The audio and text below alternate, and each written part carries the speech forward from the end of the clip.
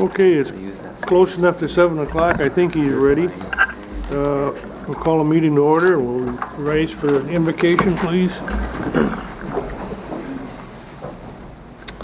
Our Heavenly Father, we want to wish all of our residents a safe and fun 4th of July weekend. We also want to give special thanks to the Blue Angels for their contribution to our community for this weekend and the start of the National Cherry Festival. As we go through today's business, Lord, please give us the guidance and wisdom so we make the best decisions on behalf of the people we represent. Amen. I pledge allegiance to the flag of the United States of America and to the republic for which it stands, one nation, under God, indivisible, with liberty and justice for all.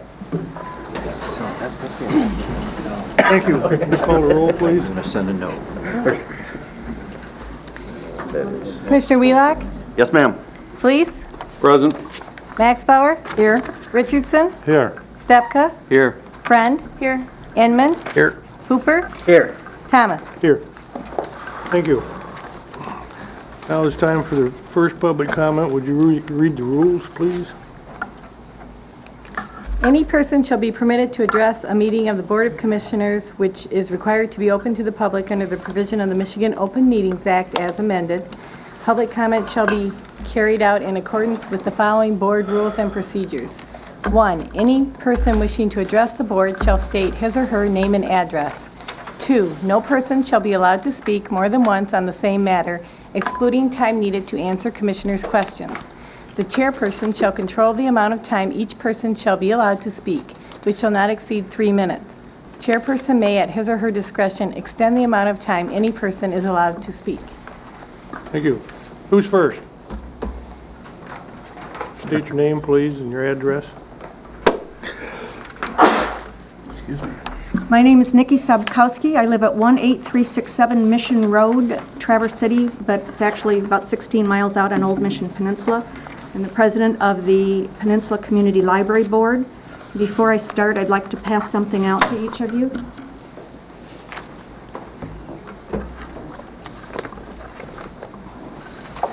Oh, 2 pages. All right. Many more than 2. I'm going to paraphrase a letter that I have sent to our Peninsula Township Board of Trustees at their request. As you know, negotiations have been going on for a year and a half with the Traverse Area District Library, and no agreement has been reached. We do not feel that true negotiations have taken place, but rather a take-it-or-leave-it attitude on the part of the Tattle negotiators. We feel their reasons for slashing our millage allocation are fallacious and have continually explained to them why. They have refused to accept our explanations as valid. In addition, a comment by their attorney, Chuck Judson, made at the June 3rd meeting between Tattle and the County Commission has caused us to doubt their assurances that they have no interest in taking over the member libraries and making them branches. His comment, taken verbatim from the tape of the meeting, is, Meta and I both have made overtures to the Library of Michigan to try and restructure. It is our contention that any discussion of restructuring means turning member libraries into branch libraries. If this were to occur, Tattle would then take all the members' assets, and there would no longer be an independent elected boards of trustees for the member libraries. They could also choose to close the member libraries. Chuck Judson has said he's had no recent contact with the Library of Michigan. Meta Lansdale, director of Tattle, has denied talking with the Library of Michigan about member libraries being branch libraries. This is a semantic issue. If you look at the pages that I have passed out to you, the first one is a copy of an invoice. We FOIA'd all their bills with their attorney, and you will see on June 8th of 2010, it says additional research on member library funding purposes, or funding for purposes of. The rest of the statement is redacted, which is a clear violation of FOIA. We've looked at the exceptions to FOIA, and that does not fall under the exceptions to FOIA. The email from Nancy Robertson, the State Librarian of Michigan, to Meta Lansdale is also quite revealing, particularly items 5 through 8, and I would refer you to the very last page The bold print on these are the answers from the Library of Michigan. The unbolded are the questions that Ms. Lansdale had asked, or statements she made. She starts out, by the way, in this email saying that the library board president and attorney would like you to seriously consider coming to Traverse City to assist a joint study session between the county commission and the Tattle board about the structure of this district library. Our objective in this meeting is to assure the county commission and this community that Tattle is exercising good stewardship by scrutinizing its expenses through the member library contracts, that the district library structure is the most reliable structure for public libraries, and convey that the member library relationships actually involve some duplication of expense and effort.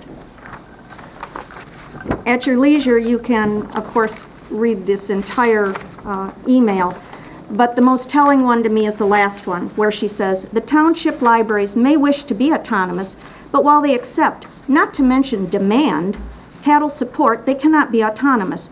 Would this lead us to conclude that if they receive cash and other direct Tattle support, that would make them branch libraries of the district?" Her response, of course, and her continual responses through most of it is, this is something, again, while this is something we discussed, that might be worth clarifying. Now, Ms. Lansdale claims to have never spoken to the Librarian of Michigan, but clearly this and another email I have where she refers to a conversation show that this is not necessarily true. She ends by saying, "Thank you for considering this, Nancy. Traverse Area District Library will pay your expenses for this venture if the state will permit it."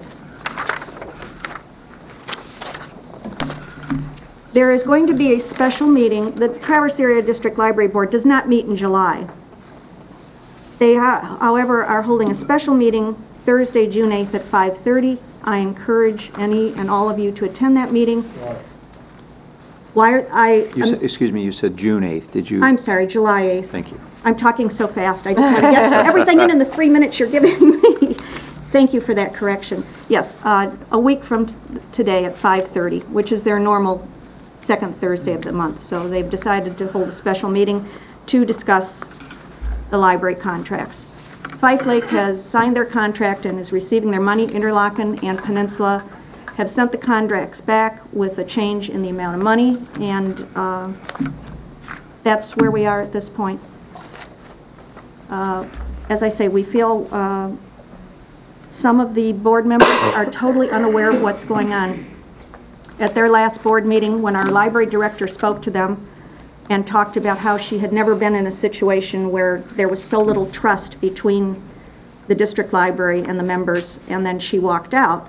We watched the tape of it afterwards, and Jerry Beasley suggested that perhaps the board should send a letter assuring the member libraries that they had no intention of trying to make them into branch libraries. Nobody agreed to that. It was as though he didn't say it, and it just flew right by. So I would hope that perhaps you can begin to understand why we have some doubts about what's going on. My feeling is that if they are allowed to do this, that next year they'll offer us less money, and the year after that less money, and the year after that less money, and we have no recourse. So that is why, at this time, we have decided to take a stand and press forward with this. Any questions I can answer for you? How much are they offering you?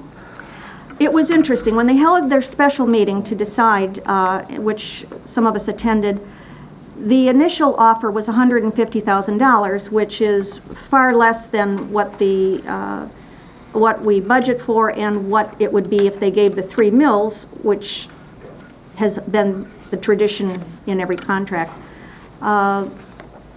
At that time, Jerry Beasley, who, by the way, is a city appointee and seems to be one of the few people who is sympathetic to our plight, said, well, why don't we split the difference, which is $15,000. Let's make it $157,500.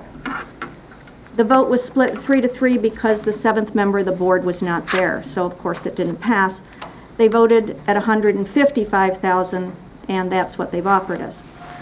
Let me tell you, both Interlochen and Peninsula would have accepted $157,500 because we felt there was some compromise there. But once again, it was back to the, excuse me, folks, it's our way, and that's it. Nikki, the library, the countywide library millage, how much did Peninsula Township contribute in 2009? $559,000. However, we are continually told by certain members of that board that that's not our money. It's the county's money. And we recognize that it is a county millage. And our argument is not that we should get $559,000, but it has always been 3/10 of a mil. So 3/10 of a mil of that $559,000 would have been substantially more. Now, we have already cut a position and cut our hours. We are already $88,000 into our emergency reserve fund because we're in a different fiscal year than Tattle. We're in the same fiscal year as the township.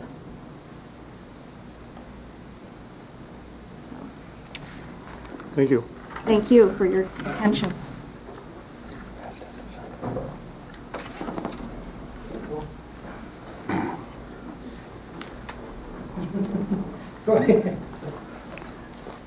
Let's not fight over it. John Porter, 1114 and a half West Front Street. I couldn't resist the urge to just comment that over 20 years ago, when I was a supervisor of East Bay Township, we created a first branch library. And Mike McGuire said, well, you want to have a library board? And I said, no, we have too much trouble with all the boards we have now. We don't want another board to deal with. And so they just operate it. And I said, well, I think you know how to run a branch. And they've operated and done a nice job.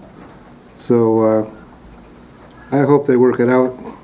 Maybe they could get some people from the Peninsula Board on the library board, the district library board, and they could teach Long Lake how to get along with the school district. That'd be a great thing, wouldn't it? But that's not what I came down here. I wanted to tell you that I have a video. I'm a producer for Channel 97, Public Access. I have a series of videos called Jack's Tea Party, and it's going to be on Sundays, 8:30 p.m. And the first one on that schedule is going to be on boxing, and it's going to be at 8:30, 4th of July.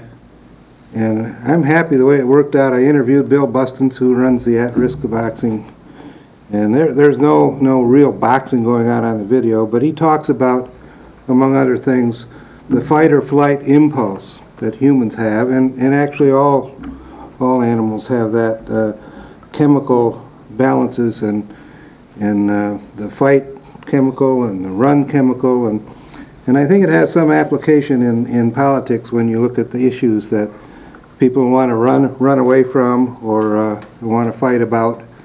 There's something very, very basic going on in the politics. So I think there is kind of a parallel between boxing and politics, and I would encourage you to watch the video. I enjoyed making it, and I think Bill did a nice job on the interview. Thank you. Thank you, Jack.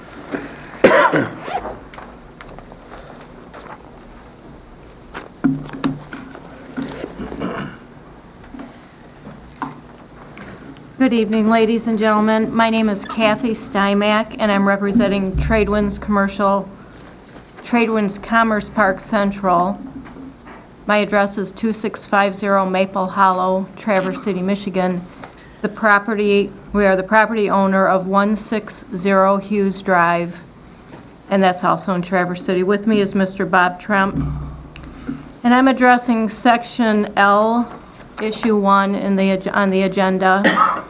It's the American Waste Facility Proposal or Resolution. We own the property adjacent to the subject property that they're considering making a solid waste and transfer facility. Our current tenant is the Traverse Bay Area Youth Soccer, or T-Bays, which many of you may be involved with your children or grandchildren.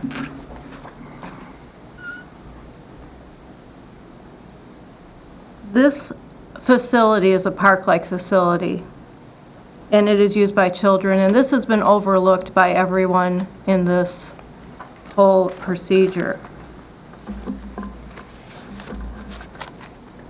Another concern has been the siting review procedure, Step 3 and Step 6, where the owners and occupants within 300 feet need to be noticed for the first meeting and the application consideration.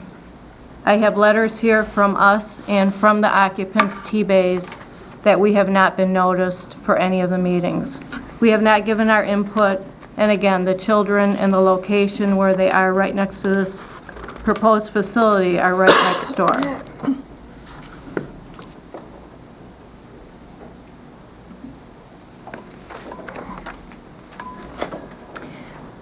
We have not been included in the review process.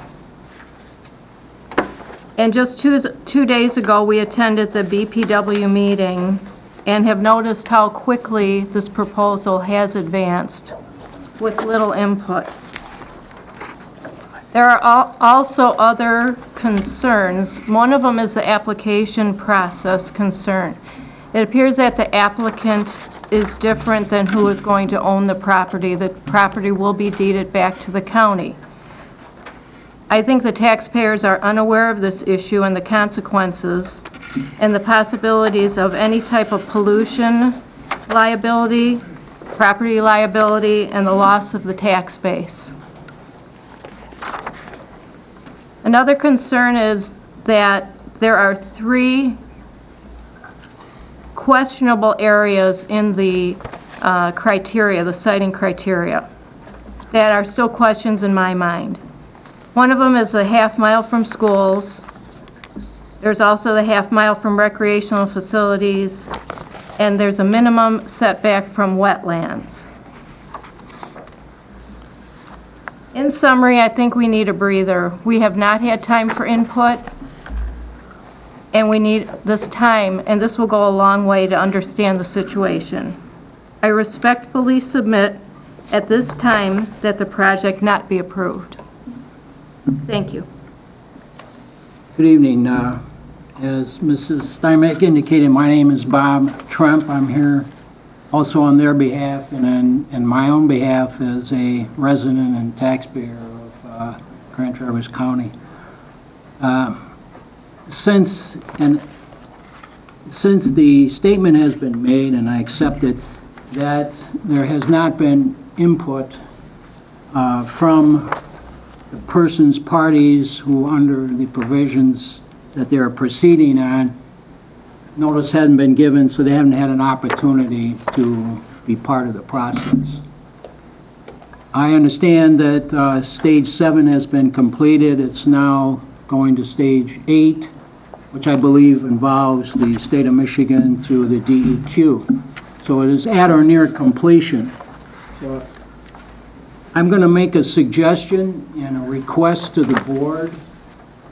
I have suggested to Mr. and Mrs. Steinbeck that what they do at this time is to consider convening an informal conference. The informal conference would be addressed to all the parties involved. At this informal conference, then the concerns that all the parties would have could be talked about, could be looked at, could be addressed, and possibly then issues between the parties could be discussed, and quite possibly then any of the issues that parties have could be taken care of, right, just through that informal conference. If the informal conference did not resolve all of the issues that have been raised, then I would suggest and will suggest to those who attend it that they all voluntarily would, at this time, or at a time that's deemed appropriate, would agree to submit the unresolved issues to facilitative mediation. And that then the process go through that facilitative mediation, and I think a lot of people here know what that is. I believe some of you have participated in that. And through that process, then, it can be demonstrated that the parties at the early stage of the proceedings, have attempted to get together and resolve issues. I think that's important for the parties that are involved. I think it's important for the taxpayers. I think it's important that when you have issues in a project of this magnitude, that as early as possible, that if there are any issues that may exist, that you try to resolve those in a peaceful fashion. That is, in a non-adversarial fashion. And that's the purpose of facilitative mediation. And it's not uncommon that that process and procedure is used, and is used as early as possible in the stage of any project or any proceeding. I cannot think of any serious downsides to anyone by agreeing to participate in this process. Facilitative mediation, if there's no decision made, the mediator does not have any power to say, well, okay, this is the decision. They don't have that power. What the power they do have is to attempt to guide the parties into what would be then a mutually acceptable arrangement, a mutually, that everybody says, okay, yeah, I'll sign on to that. The underlying premise of that is that basically there's compromise. And you cannot have a successful mediation unless there is compromise. In other words, everybody doesn't get everything they want. In the adversarial proceeding, it's winner take all. And more often than not, that is just not a satisfactory way to conduct the proceedings. And I've had experience in particular, in regards to land use cases. Land use cases are very personal, and they can then heat up, get into a situation where neighbors becomes unfriendly, unwieldy, and it's just often doesn't produce a good result. So what I've indicated what I plan on doing. I would ask the county to consider carefully and then agree to participate in this type of proceeding regarding these issues. Thank you. Thank you. Who else?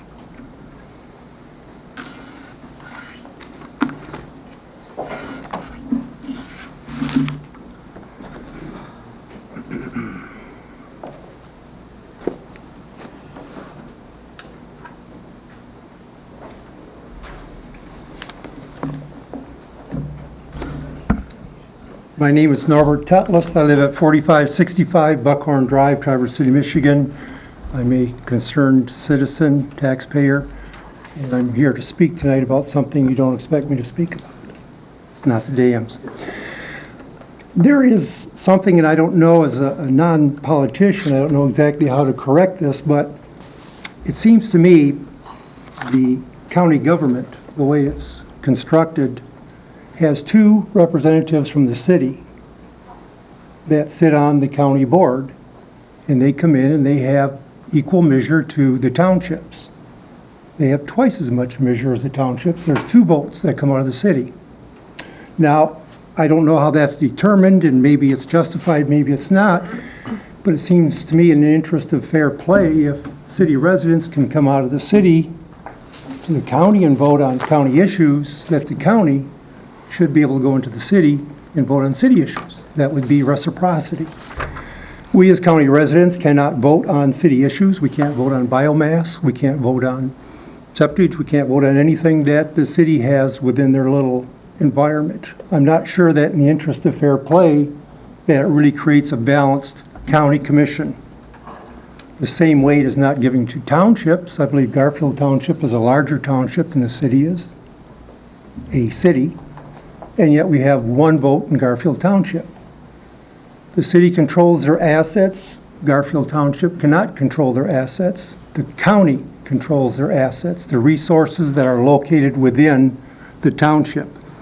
And I think in the interest of fair play, I don't know how that's done, but I would just like to introduce it, and I would hope that at some point in time it would be either redrawn or reconsidered, or the city would extend reciprocity to the county. Thank you. Thank you. Anyone else? If not, I'll close public comment. Nope. Oh, didn't put your paw up quick enough. Not quite sure what the procedure is here. State your name and My talk. name's Doug Burwell. I live right in Traverse City. An engineer, used to work for General Motors. I don't anymore. I used to have an interest in the hydroelectric power when it was an issue a year and a half or 2 years ago, and I kind of lost interest in it. And I regained some interest when biomass was such a big issue a couple of months ago. And I found out that hydroelectric power could now get about 10.6 cents per kilowatt hour. And back when it was being discussed a year and a half ago or so, we were talking about an amount slightly more than half that. It was 5.8 cents per kilowatt hour or something like that. And I really think that's something that needs to be reinvestigated. And I'd be willing to do a financial analysis because also there's various grant money available as a part of the stimulus package that was passed last year, and there's tax incentives that weren't available before that bill was passed. And the financial equation has changed quite a bit, and I honestly believe it'd be financially viable. And there's a small dam down near Grand Rapids called the Ada Dam on the Thornapple River, and they actually make money. They make $70,000 a year on their little dam that produces hydroelectric power. And I think it's an issue that should be reinvestigated, assuming that people don't have issues with it as far as the environmental issues. And I did some checking in various publications that the trout fishermen use. I can't remember the names of them right now, and it actually surprised me, but the trout fishermen really don't seem to have a problem with those dams being on the river. The two that are closest to town, they wouldn't be trout fishing there anyhow. And I would have thought they would want the Brown Bridge Dam out of the way, but it really doesn't. There's so much decent trout fishing there now that it really doesn't seem to make any difference to them. And I know we don't want to be getting the steelhead going up that river with the PCB contamination, and because the dams have protected the river from them for forever, basically. And I couldn't find any real the only environmental problems I found, if you take those dams out, you're going to have all those millions of tons of sludge that may very well be contaminated, and I don't know if people have taken core samples from that or not. You could have a huge financial problem getting rid of contaminated sludge, and it might be better to leave it be. And as a lover of the environment, and I lived 7 years in the Upper Peninsula, I really don't have a problem with those ponds being there. And one of my favorite places in the UP is a little lake, a beautiful little lake back in the woods. And when I hiked around it, I discovered the old logs. They were probably a couple 100 years old. It had actually been created by beavers. And it's a gorgeous little lake. So I really think if people's concerns are financial, I really don't think there'd be a problem anymore. And if their concerns are environmental, which mine were, I investigated, and those dams have been there so long, and those ponds have basically become a part of our environment. And does that mean I'm done talking? No. Oh, Let's wrap it up. sorry. Okay, I guess that's really all I have. I'd be willing to spend the time to do an unbiased financial analysis on it if I think I would get an honest hearing from you people. I do remember from in the past, I'll call you Dennis because I don't know how to pronounce your last name, but I do remember you seem to be very open-minded in the past, which is really not the case when talking with the city. So anyhow, that's all I have. Thank you. Anyone else? If not, we'll close public comment, move on to the approval of agenda. I'll make a Is there motion, any changes to be made? make a motion to approve the agenda as presented. Support. Moved and supported, all in favor? Aye. Opposed, the same. Motion carried. Special orders of business. We have a public hearing for the application for revolving loan fund Peninsula Wholesale Incorporated. I will now open the public hearing.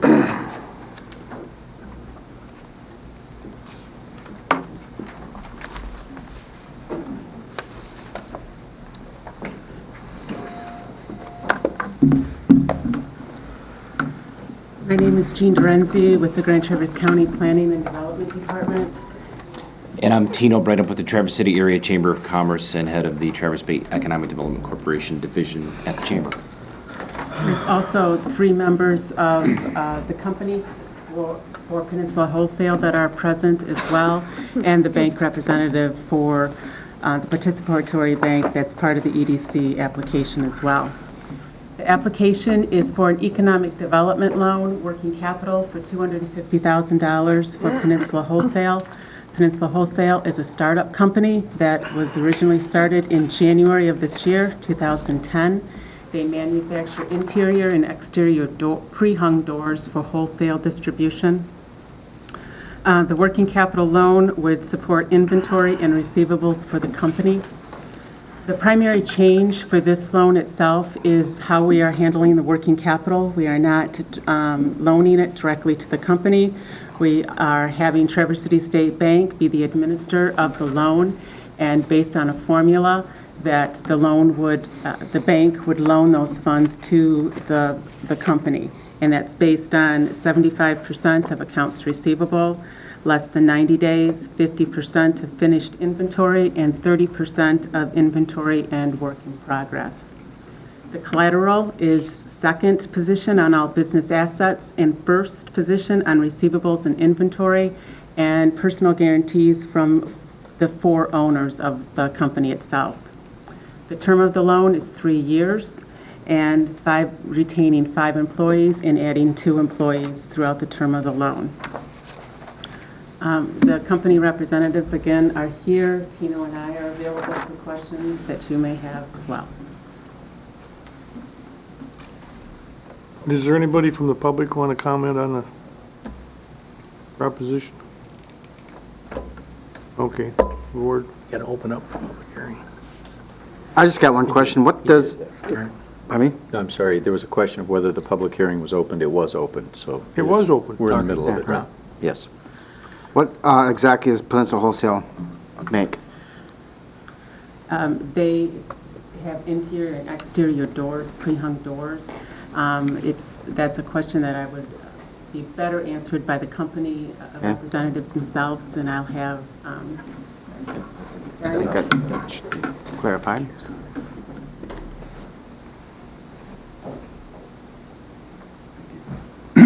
My name is Brian Houghton. I'm Vice President of Peninsula Wholesale. We manufacture interior and exterior doors. We get door slabs and components using manufacturing equipment. We build them, and then we distribute them throughout northern Michigan. Okay. That's our primary business. We have some other lesser products, but that's 90 to 95% of our business. All right. Who else? I thought at our meeting earlier that you guys weren't into production yet. I'm sorry, we're not into production yet. We are in the process right now of getting the machinery that we purchased from Kellogg Wholesale hooked up, and we should within a couple weeks be manufacturing doors. Currently, what's happening is we're actually getting our doors made by a company in Grand Rapids. They're actually manufacturing, doing what we'll be doing up here. They do it down there, and we transfer back and forth right now. You're absolutely correct. At this time, we're not doing that. Anyone else? Jean, you mentioned that first on receivables and inventory and second on other assets. Could you go into a little bit more? You said personally secured by who and how much and that. Could you discuss that a little bit? The personal guarantees will be the 4 business owners. That is Brian, Jim Stuckley, Stephen Bagdon, and Kent Gerberding. They form the Peninsula Wholesale, and they will guarantee, each of them will 100% guarantee the $250,000 working capital loan. Are there wives on the personal guarantees also? No, the wives are not.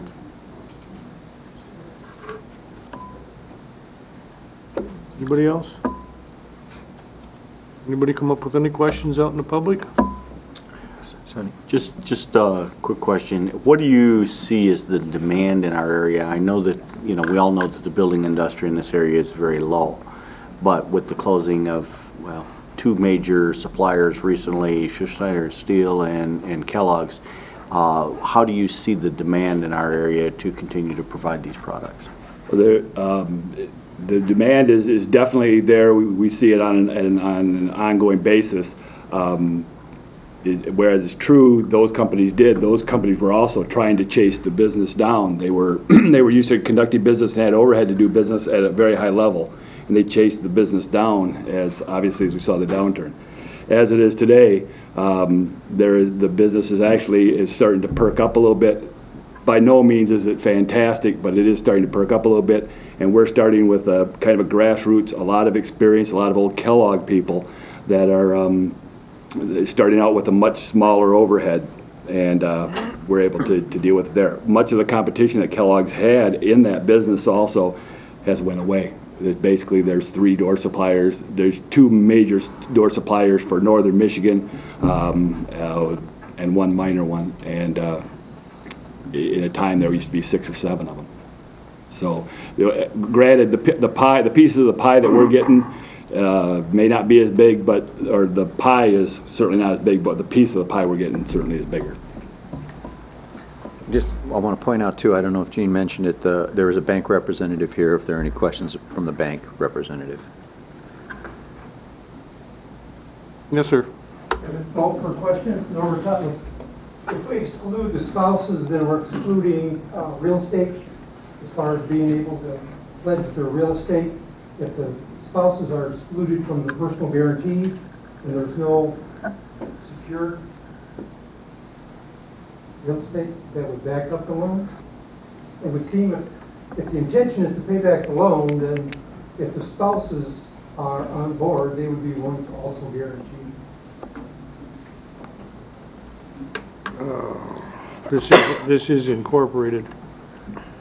You're only limited to the assets of the corporation. Well, except the personal guarantees are not. Right. But I think perhaps the bank representative wants to make a comment.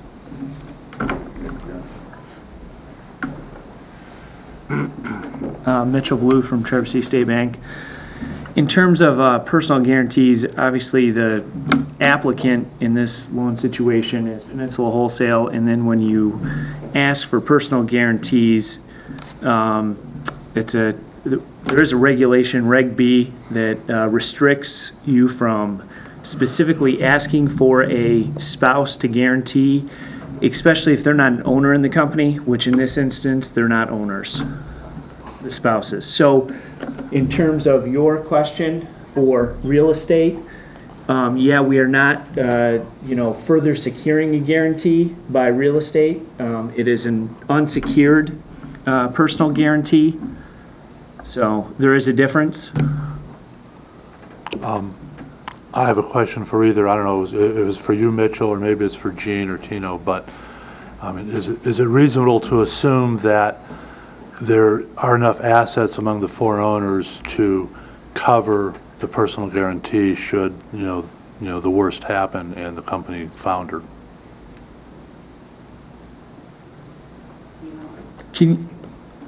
So the question, can you say that one more time in terms of? In other words, we're loaning $250,000 here. Right. The idea being that the company obviously is going to generate enough business and we're going to have the inventory and receivables as collateral. But should the company go under, do the 4 owners who are personally guaranteeing have enough personal equity to cover the 250,000?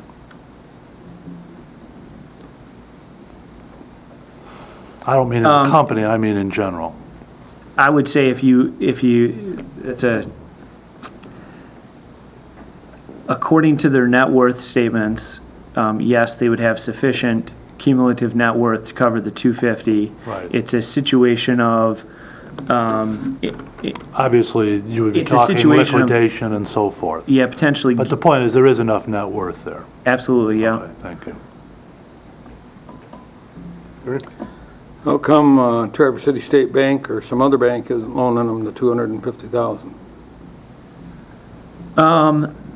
Well, in terms of Traverse City State Bank in particular, our loan committee decided that, which it's a committee decision, that we wanted to stick with the equipment in this particular instance.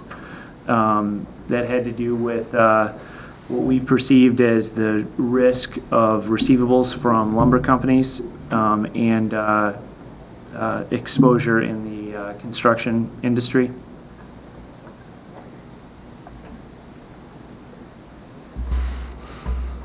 This $250,000 EDC loan is, you know, as I understand, is a gap financing to just cover the rotation of cost of doing business, daily expenses and receivables. What is the total commitment to this project?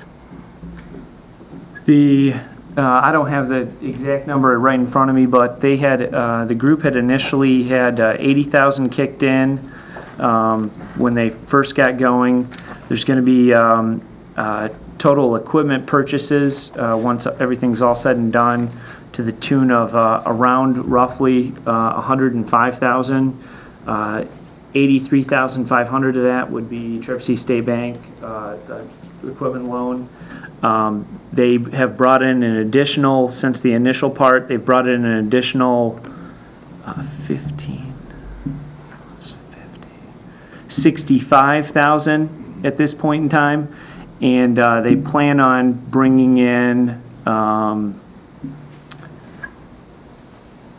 about another 150 roughly in cash. So if you summed all of those up, that would be approximately the So total. basically, if, you know, if my brain's working, we got about $350,000, $400,000 of assets that they have purchased that we are leveraging with this $250,000 gap financing, correct? Right, yeah. Yeah, but they owed 83,000 too. I understand that. But what I'm trying to point out is that when you're trying to build a business and when we're trying to encourage economic development in this community and the creation of jobs, we're coming here with gap financing of $250,000. It has to be used for inventory, and it's just a cash flow issue. But these people have already committed $350,000 to $400,000 for the actual creation of the business and to conduct the business. You know, this is gap financing. I guess I don't understand your arithmetic. I don't see, and the sheets we had the previous meeting didn't indicate that. Well, the numbers that Mitch just rattled off added up 350, 360 in top of my head. There's, in terms of I think total. Tino's back there adding In real terms fast. of total project cost, we were at, well, hang on just a second.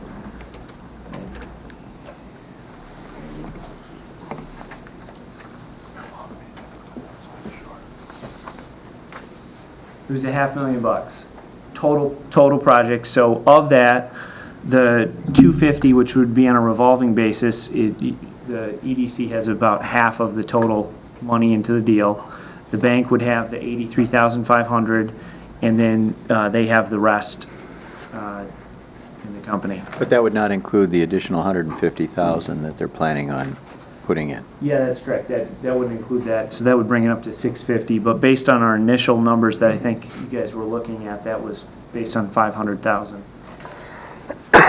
See, I'd be concerned that their wives aren't required to sign. I'm in business. My wife's not an owner in my business, but for 36 years, she's been required to sign, and there's one purpose for a personal guarantee with the wife's signature in Michigan. And that's to take property if you don't pay. And the concern I have here is, what's the personal guarantee worth if you can't take any property? Net worth that you spoke of earlier, I'm sure is derived of some property in there. Is it not? Yes, yep, their net worth is comprised of property. In fact, it's probably primarily the dollar figure is primarily property in a net worth statement. Would that be correct? One of the owners is not married, so there wouldn't be an issue there. And I would say for two of the owners, their net worth is primarily in real estate, or, in terms of the residence. However, they do have other assets outside of that, retirement, which would be calculated in overall net worth, and then, some liquidity, although not substantial. In terms of the other owner, they have both. They have, their net worth would be, I would say, if I had to, it's a fair amount of real estate. However, it's not necessarily encumbered where it would be jointly owned with a spouse in figuring their net worth. Because a lot of it's owned with other parties. How many, if my memory serves me correctly, from a couple weeks ago, I think the statement was made that there'd been applications to 6 to 8 other banks in the area. Is that correct? I think Kent had indicated about 6. Yep, that's correct. And those 6 banks refused to loan the money? That's correct. McBauer? I have a question for Tino. Tino, and you've answered this before, but I'm going to ask you again because there is public viewing our meeting. Where did the money come from initially? Why do we have it? And what happens to it if we don't use it? Happy to answer that, Commissioner. The money originated... excuse me, introduce yourself. I'm sorry, please. Tino Breitup, that I already did, but I'll do it again. Tino Breitup with the Traverse City Area Chamber of Commerce. The money originated from the Federal Department of Housing and Urban Development in 1978, I believe, and was awarded to then the Michigan Department of Commerce, which is a pass-through organization. $800,000 was, in grant dollars, were provided to Grand Traverse County. $500,000 of that $800,000 initially was used as a gap financing mechanism for a loan to the Grand Traverse Resort. Over time, the Grand Traverse Resort repaid back that loan to the county. As the county then began to develop their revolving loan fund program, as monies were coming back in, monies were flowing back out to provide additional loans, financing deals to companies within Grand Traverse County. Over the past 30 years, the county has continued to do this type of business with this revolving loan fund and has taken a $800,000 seed grant, if you will, and it has turned it into about a $3 million portfolio. You've had, I believe, if the record would state that there's been 2 deals, I think, that have been bad in the life of this program at the county level. What happens to the funds if these funds are not used on a regular basis?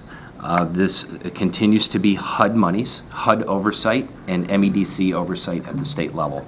If you are not keeping your account active, and the definition of active is doing a deal at least once every 2 years. We haven't done a deal in about a year now with this program. If you do not maintain an active status with the state of Michigan, they will they have and would threaten and have threatened other communities in the past and have taken back these monies. Because what they don't want essentially happening is to have communities sitting on the funds, collecting interest to pay in administrative dollars for no loans being put out into the respective community marketplace, and not having them active. And for those communities that they identify where that's happening, they have taken the funds back and used them for other projects and within other programs where the state is concerned in terms of incentives and financing. Tino, what also, to follow up on that, what was the concept, the philosophy in terms of the level of risk and what this money was to be used for? Level of risk, there was a reuse plan essentially established by the county back when this fund was created. The level of risk has the reuse plan has changed over time. We used to be able to do financing deals at 80% of prime and do a very strict amortization schedule with the company. Some changes were recently made at the state level to say, we don't want you to be doing 80% of prime. We want you to be doing deals at market rate, and we will give you more flexibility in your amortization schedule because, in our opinion, by offering up something at 80% of prime, that makes you the first option rather than the last option to gap finance a deal. So those are some changes that have been made with regards to the overall program. What we have recently been told by state officials, and Gene Dorenzi and John Syke and I have been in a variety of different meetings over the past month or two with state officials who are trying to get this money out the door because they have 42 local revolving loan fund programs around the state. And at a time when companies need inventory and receivable financing, need working capital financing, or need financing in general, through these 42 local revolving loan fund programs, respective communities around the state of Michigan are sitting on about $13 million. And so the state has said these are supposed to be risky types of deals. You should be taking more risk than what you've taken in the past. We want you to get the money into the marketplace. And if a deal goes bad at times, sometimes that just happens. Not every deal you're going to make is going to be a big winner. But we want you to start getting these funds out the door, and if you run out of money on deals that you're doing, we will reseed you and put more money into your pot. And how many jobs are we creating with this $250,000 loan? 40. I know the numbers have changed as the business has changed. Retain 5 and adding 2. 7 total. And that's another change with this program, is that we have tended to focus, per the state's guidelines, that we would focus on job creation only. They have said that job retention in these times is just as important as job creation. And that job retention can be one of those factors in doing a deal. And even then, your job retention only dates back to the 1st of January. So it's not like the jobs have been around. It's not like they've been a long around time. for 20 years, right? Absolutely. Well, I mean, in summary, these funds are available for businesses that cannot get normal commercial financing in a standard way from a commercial bank, and that, the bank is going to require, capital infusion and some support for cash flow. That's what this loan does.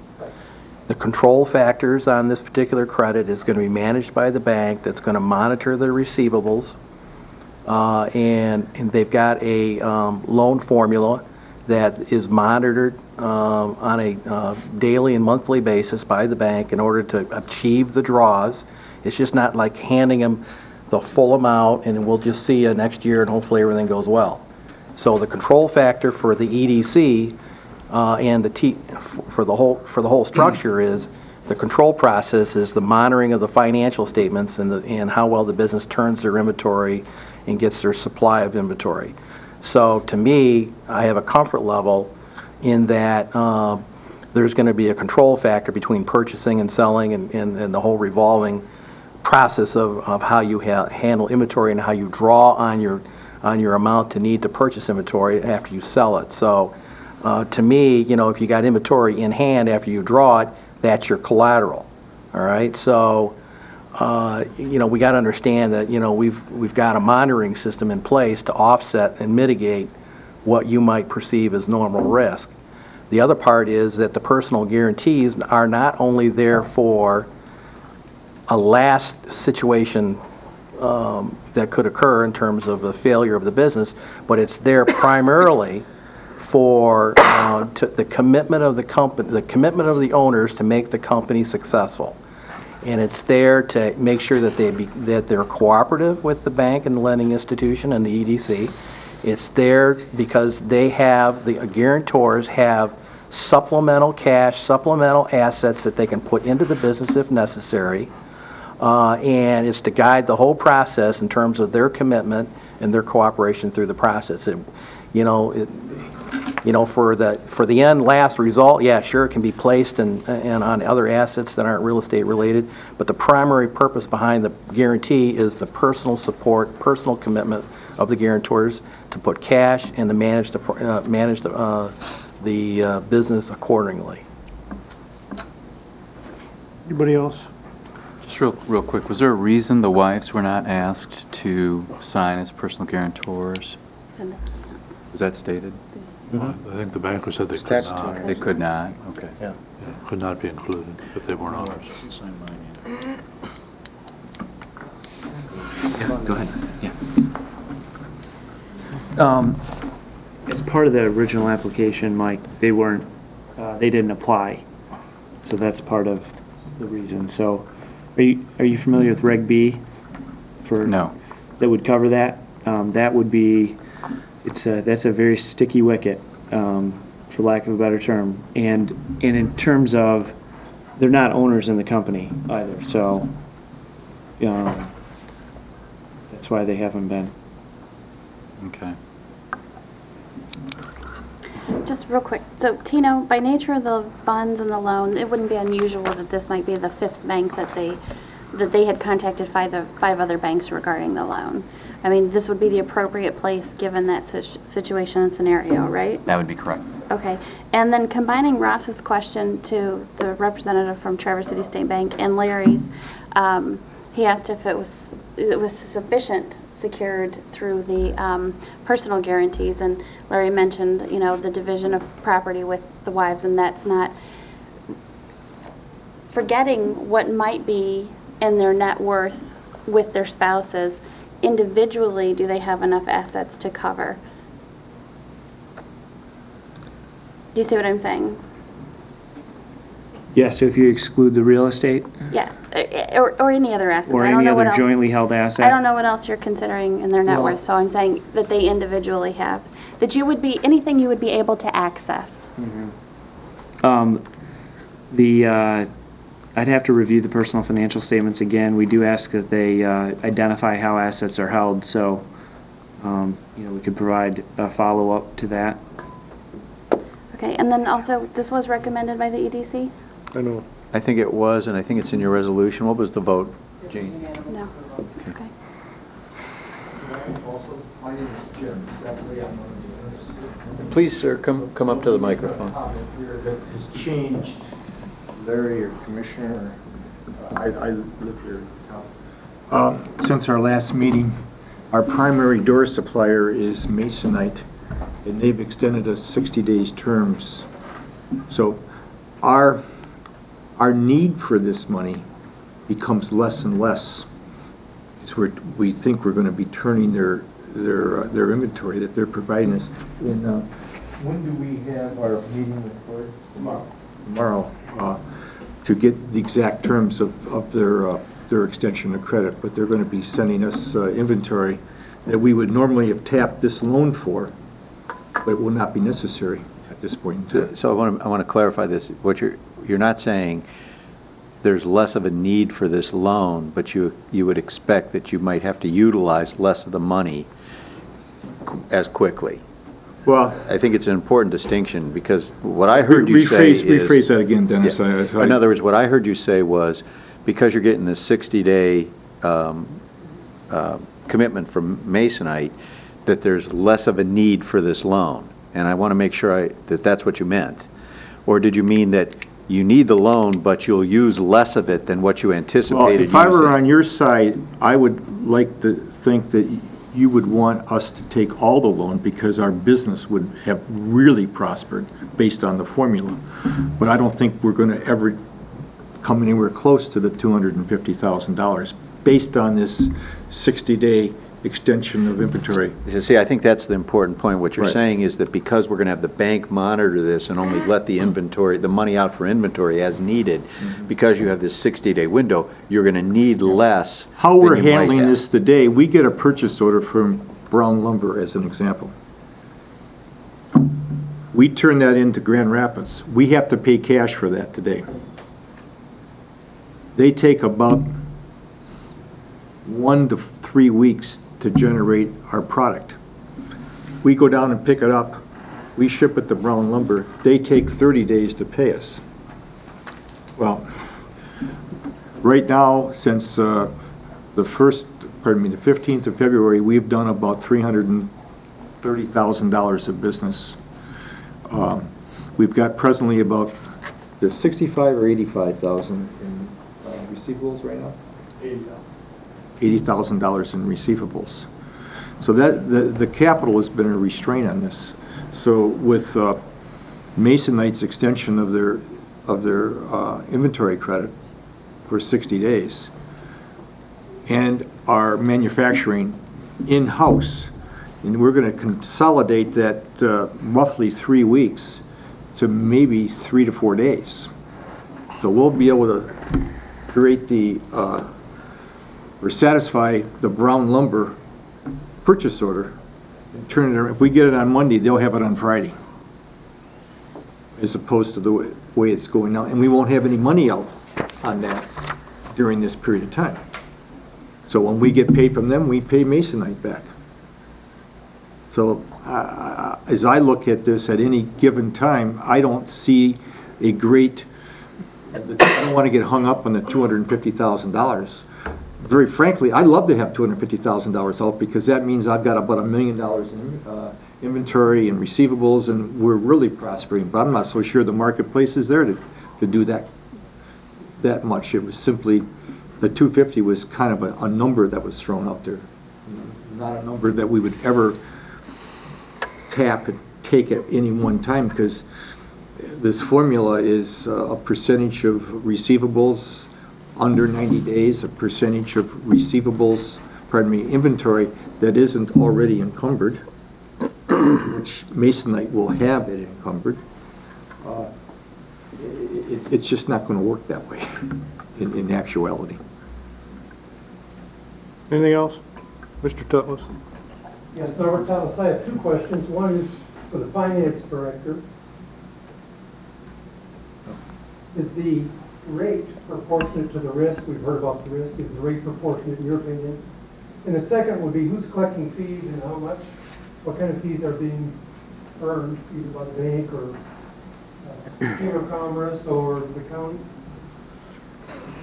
I don't feel I have enough information to answer your first question, and I certainly couldn't answer the second question. I would have to, I would feel that the EDC has evaluated that. I have not been involved in a review of this.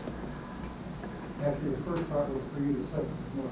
Yeah, I can't answer the second part of your question. I can answer the question.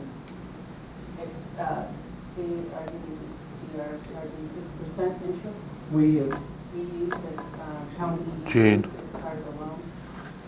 Gene.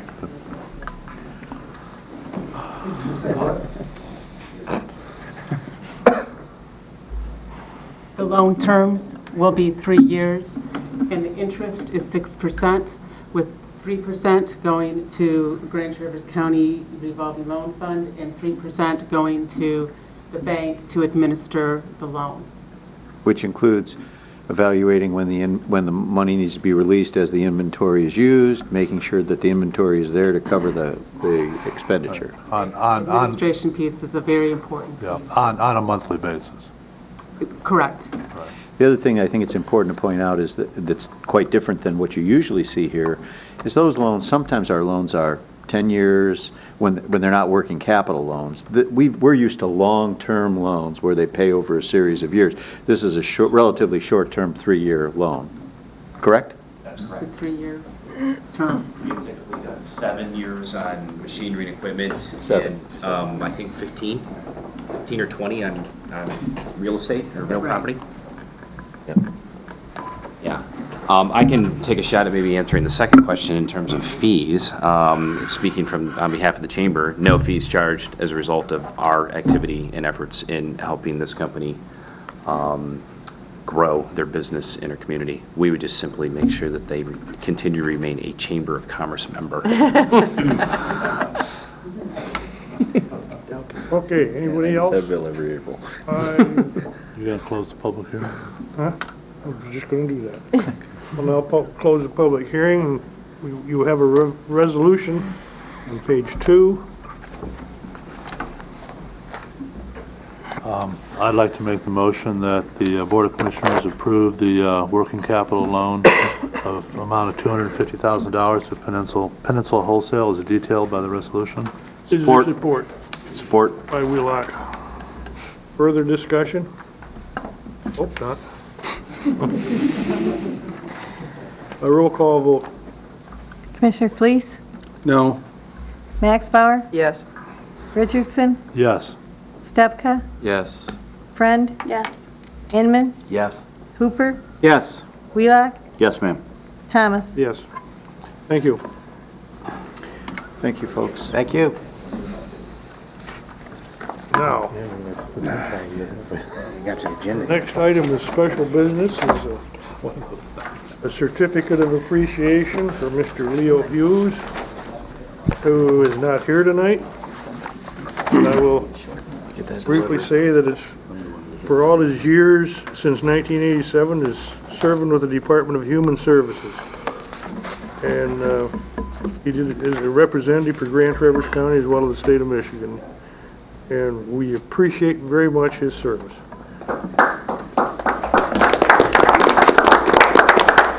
Anybody who put up with us since '87 isn't doing bad. Oh, who said that? Now I have 4 more for some ladies who volunteered their service to the Board of Commissioners for their service on the Siegel Wage and Benefit Study. This one's short, so I'll read it. Grand Traverse County Board of Commissioners acknowledge your service to our community through your volunteer efforts to review and evaluate the validity of the methods used in the development of the Siegel Wage and Benefit Study. The time and expertise you have contributed will help us move forward in a manner that will best serve our residents and employees. Your commitment of time is a true measure of the selflessness and quality of residents who wish the best for our community. Now, the ladies are Kathy Jones. I was told you're all here. Paula Segala, Elizabeth Sayer King, and Kay Saratelli. You can't just sit there, you gotta come up.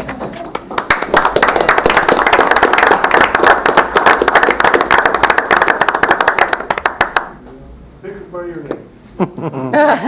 Took his glasses off, so. You wanna borrow mine?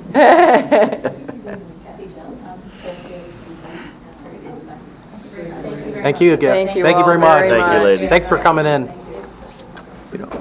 Yeah, on behalf of the staff too, we want to thank them for all their hard work. I know board members were involved too, but they really did a great service to us to do the analysis, and we very much thank you for that work. I kind of feel we should give you a second certificate just for sitting through this last hour.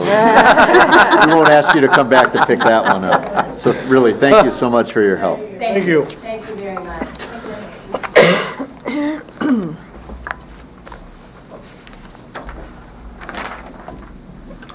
Next is the consent calendar. Next is Mr. McGuire. Oh, that's Number right, 4. I forgot He's all here. about Tim. All right, so I'm sitting there too. All right. 3 minutes. So I'm on the hot seat over here 3 minutes? No, you get 5. Pass out. And how far did he drive? Yeah, all the way to Lansing, and the poor Yeah. guy gets 3 minutes. You're too tough. My son commented on the way up here, he drove with me, that the state flower of Michigan should be an orange barrel. But that's a good thing, as the An orange barrel. as the roads are attempting to be fixed, and we all know that that's something that we need in Michigan.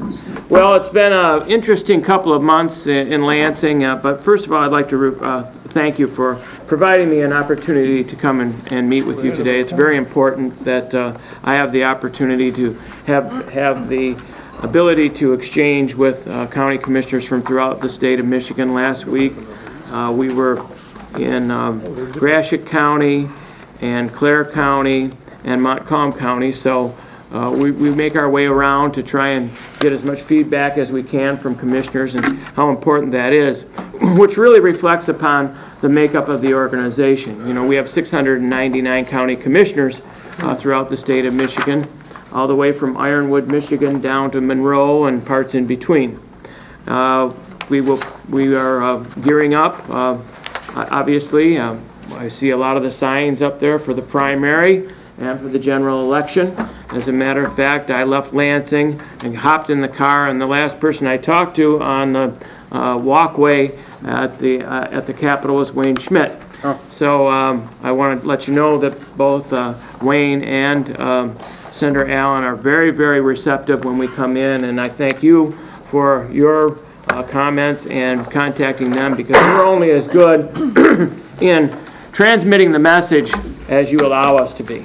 And when your legislators hear from you, we can come in and provide reinforcement. It's very, very, very good for us when we walk in the door and they say, oh, I heard from so-and-so, or I heard from this commissioner, and so on and so forth. I'd also like to publicly thank Dennis Aloya. Dennis is always accessible. There are so many times when we're right in the throes of something that we need to contact somebody that may be from a medium-sized county or somebody that's right in the trenches, and we can get a hold of Dennis, and he's always been very, very receptive and responding to us. And it's very important, because when we're talking to different legislators about pieces of legislation, most of the time they want to know how it affects their district. They're not really concerned about someone that may be from the Lower Peninsula or somebody from the Upper Peninsula and how that's going to, what they want to know is what's happening in their district. So it's very important for us to always have that constant communication. In addition to that, I was talking earlier about how important the grassroots of the organization are. We have 5 standing committees at MAC. They include transportation, judiciary, taxation, human services, and I'm forgetting economic development, all of which we have county commissioners from throughout the state of Michigan that serve on those committees. We bring legislation to those commissioners, and we've had several people from Grand Traverse County who have served on those committees. Christine, I think you serve on one of the committees. I think Human Services, is that correct? Judiciary. Judiciary, excuse me. At any rate, that it's very, very important to get the input from the commissioners and how that legislation is going to affect you at this level, and how it's and so that our lobbyists, your lobbyists, who I might add were voted by the legislature to be one of the top lobbying organizations in Michigan about 6 months ago. We have a real good team, but having that committee establish that policy and then allowing your lobbyists to take that message over to legislators. Now, what are the challenges that we have? Well, I can tell you the immediate challenge. The immediate challenge is getting through lame duck. And after that, we've got some more challenges, and that is we're going to have 45 new people in a 110-member body in the legislature in the House. We are going to have a turnover of, I think it's either 29 or 30 senators. So you take a look at that, out of 148 people, and you take 45, and that's 75 out of 148. There are going to be brand new people there that we are going to have to continue to move forward and bring that agenda that's been established to those new legislators. That's going to be a challenge not only for us, but a challenge for you as well. And those are the things that we're looking at. It was my understanding, I didn't have a chance to look at this while I was dodging some of the orange barrels, but it was my understanding that in the House and the Senate, there was a compromise today on K-12 funding. And I don't know exactly the terms of it. I can run out to my car and look at my BlackBerry and come back and tell you, but I didn't feel it was really important to read my email while I was driving today. But at any rate, those are the things that are happening. The committee structure of MAC is really the core. We take those recommendations from the committees and we submit those to the MAC Board of Directors. The MAC Board of Directors, 99.9% of the time, approves those recommendations with maybe a tweak or two, but not very often. And those are our marching orders to take to the Capitol. So we do that, and I think we do that very effectively, and we do that with the help of county commissioners that are elected from throughout the state of Michigan. One of the things that I did mention to Wayne on leaving was with regard to the legislation, and Tom, I have to give him credit too, because he called me before I left Lansing. I wanted to make sure that you all knew that he had spoken with Senator Gilbert's office, and also in the House, and I can't remember who he told me he spoke with, but the road commission bills are going to be taken up. Those bills are going to be the non-mandatory, the optional bills to either create the districts for purposes of electing road commissions or creating districts for purposes of appointing road commissioners. And so I wanted to let you know that I know that that's a topic here of discussion, and we're going to do our best to make sure that legislation moves forward. And I got a tip from the top, both Wayne and also from Tom, who had just spoken with Senator Gilbert regarding those bills. So I wanted to bring that to your attention. I would assume that tomorrow evening is going to be a long evening for the lobbyists as well as myself. They're trying to wrap things up to get away for the 4th of July holiday, and I would assume, unless there's a miracle that takes place, that it's probably going to be a little bit of a late evening tomorrow evening as far as the legislature is concerned. One of the key bills that we looked at recently, I'm just going to go through those because I did have some pass-outs there, and incidentally, the June 25th update, you should all be receiving that via email each Friday. We send that out as an update of what's happening. So if you don't, please let me know. The Senate Bill 1072 was a bill that passed last week in the House, and we were the only organization that had to have an amendment allowed for discussion.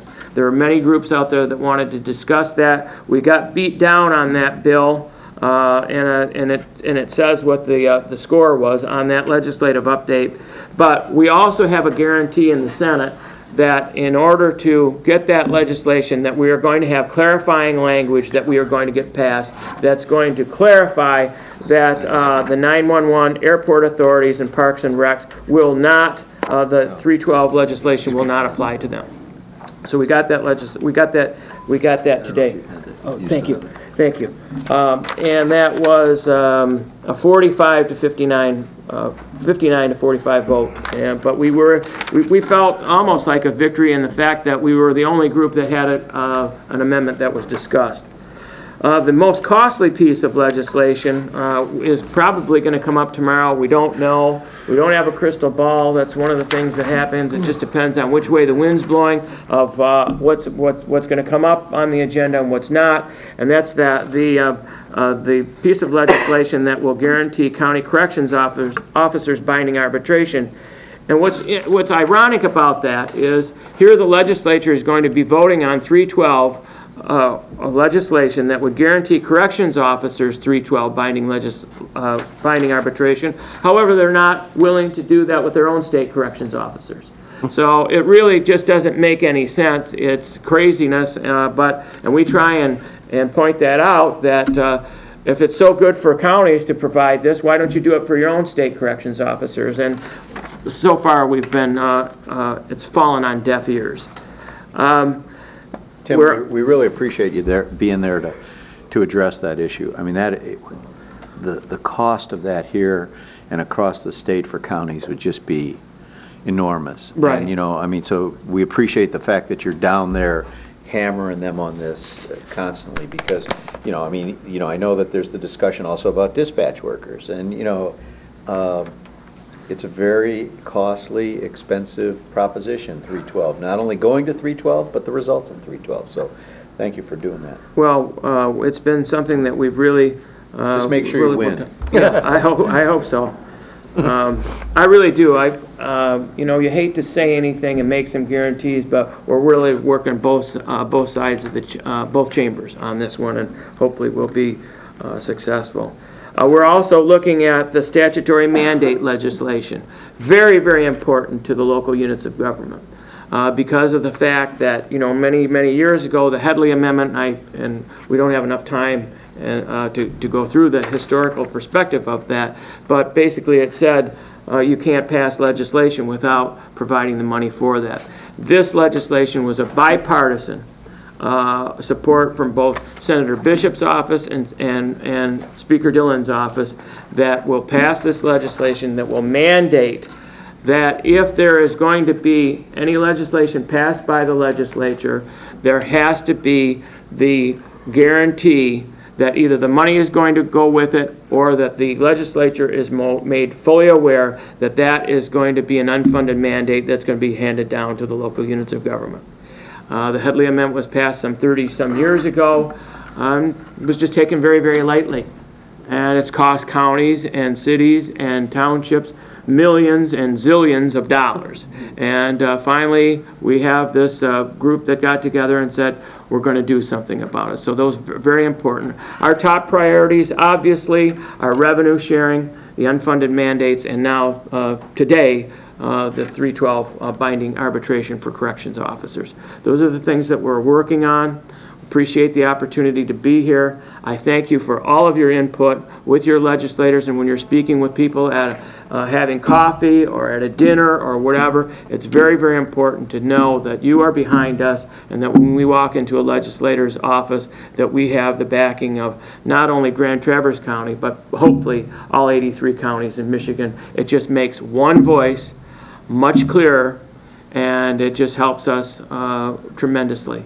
And it means a lot when we can come in with one united front saying, these are what the counties of the state of Michigan want. So I thank you very much. Tim, I would just like to thank you for, your effort and your staff's effort down in Lansing. And, we've got a couple success things that occurred. One of them is, when the state develops their budget, all of a sudden they look to counties and think we're printing money downstairs. And all of a sudden, everything that's important to us is not in the budget or shaved down.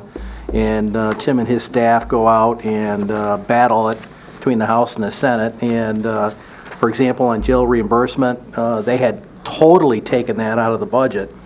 And just think if we weren't getting reimbursed back from the state for our prisoners that were, were prison eligible, and we're getting money, we're keeping them internally here. If we weren't getting some kind of reimbursement back on that. So Tim and his staff got that back into the budget, and it worked out. The other thing is that the state took away all the revenue sharing for all the counties, and for Grand Traverse County, I think, Dennis, what was it, $1.2 million, $1.5 million, or whenever you got here? $1.4 million. And so, they did kind of a shift on us for changing the tax date, which created an artificial funds for a number of counties, but slowly, through the success of MAC, they were able to negotiate putting that back into place over a period of time where that artificial money is going to be winding down. So, without MAC down there working on behalf of all the 83 counties, we'd have never gotten that thing back. So they got a lot of fighting to do. We're going to hope that they continue to keep their word on it. If we're not down there fighting for it, the townships in the city, they're going to get the lion's share of it. So, we got to get our piece of the pie too. So. Well, we've got a lot of sharks swimming around the waters around the Capitol, and whenever you're talking about money, the sharks come out and want a piece. And so it's very, very important to continue to educate legislators on exactly what the facts are, how it's going to affect the people of their district, and I can't emphasize enough how important it is to have that united front. It's just very, very important to have somebody that's sitting in one of those chairs and pressing either the red or the green button that can look over at their neighbor and say, are you with Mac on this one?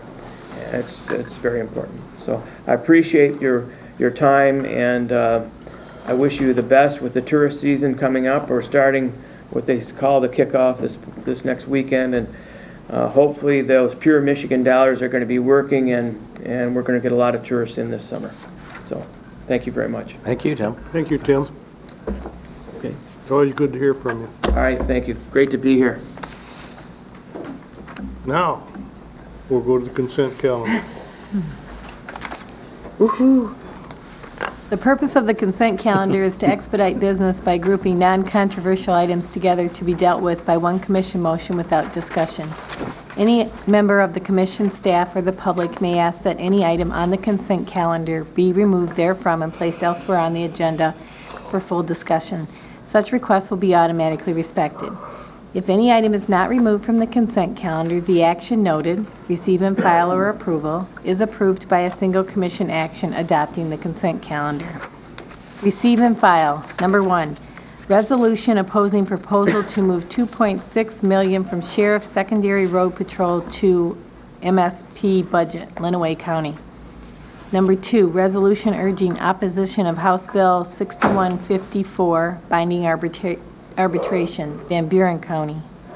Number 3, resolution urging amending of Senate Bill 1072 not to expand binding arbitration, Van Buren County. Number 4, Department of Human Services minutes of January 22nd, 2010. Number 5, Department of Human Services minutes of February 26, 2010. Number 6, Department of Human Service minutes of March 26, 2010. Number 7, Economic Development Corporation minutes of April 8, 2010. Number 8, Boardman River Dams Implementation Team minutes of April 15, 2010. Number 9, Septic Finance Subcommittee minutes of April 22, 2010.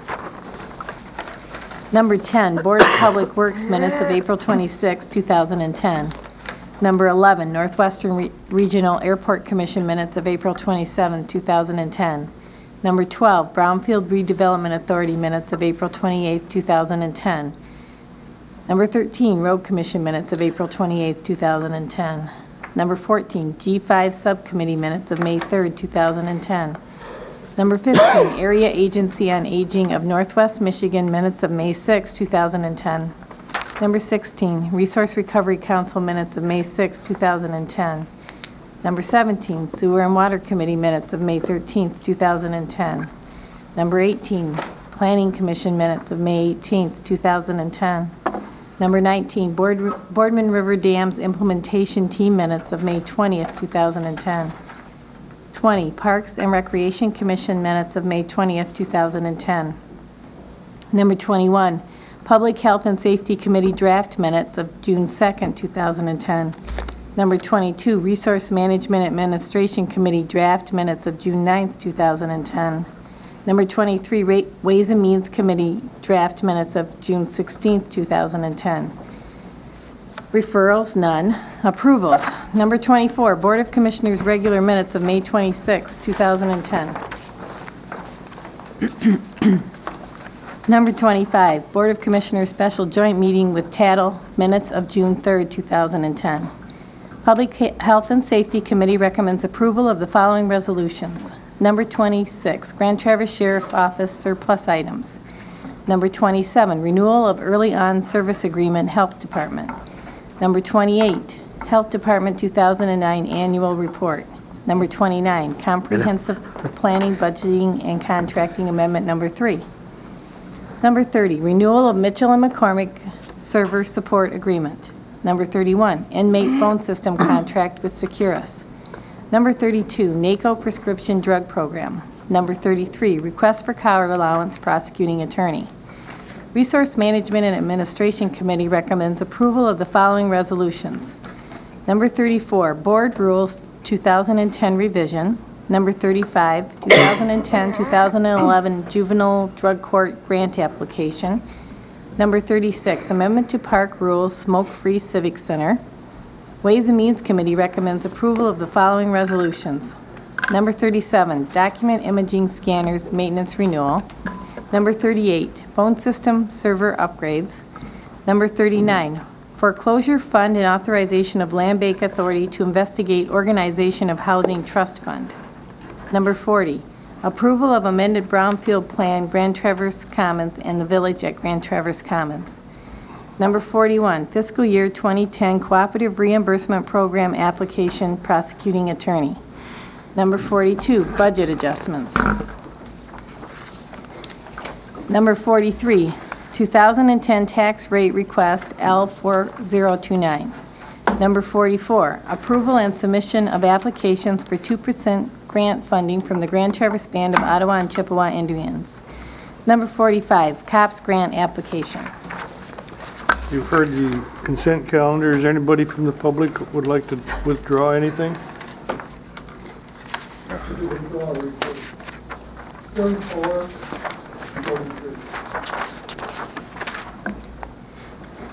42. 43.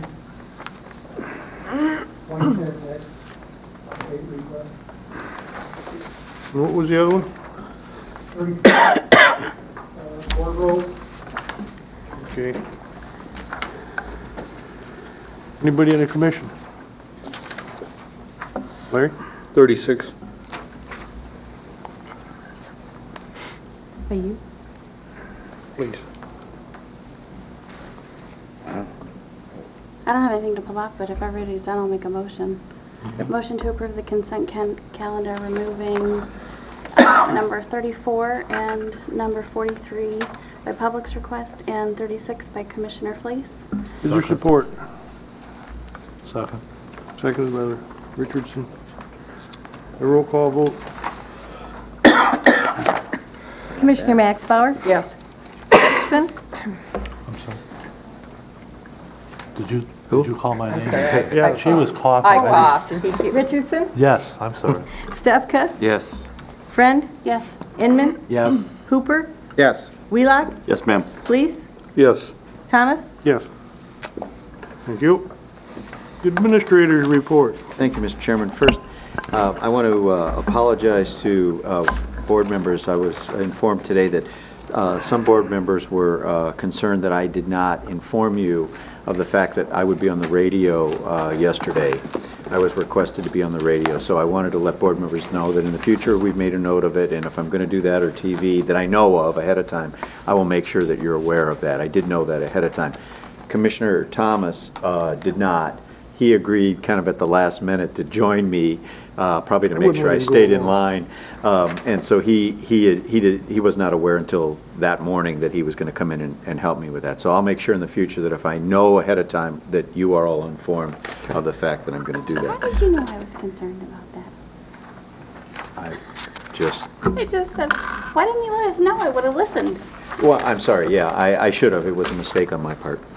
Are we going to get a report during your administrator's update then? Is there anything to report, I guess, is a better question. Oh, from the radio show? Yeah. Well, I guess I would say that I was really happy that the chairman was with me. I think we tried to answer questions as best we could. I think we did a fairly good job. I think there were one or two commissioners that may have listened to the show. Yeah, I caught it. You sounded fairly intelligent. All right. That's always a positive. There's a My wife says compliment that in should here. happen more often than it does. Fairly intelligent.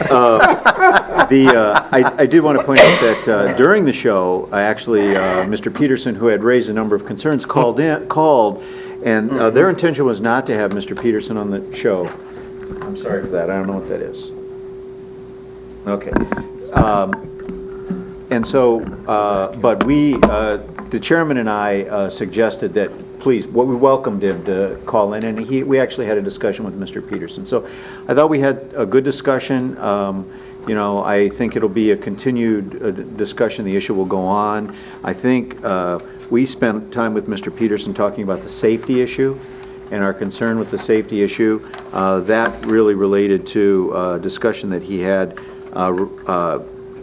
where he quoted FERC requirements for safety, and I tried to make it clear that we don't work under FERC, that this is under the state DEQ, and that we had concurrence with the state DEQ dam safety inspector that the steps we were taking in the dam were appropriate, and we have a letter from him saying that they're acceptable. There were a number of other subjects talked about. I think Chairman Thomas made it clear that there was an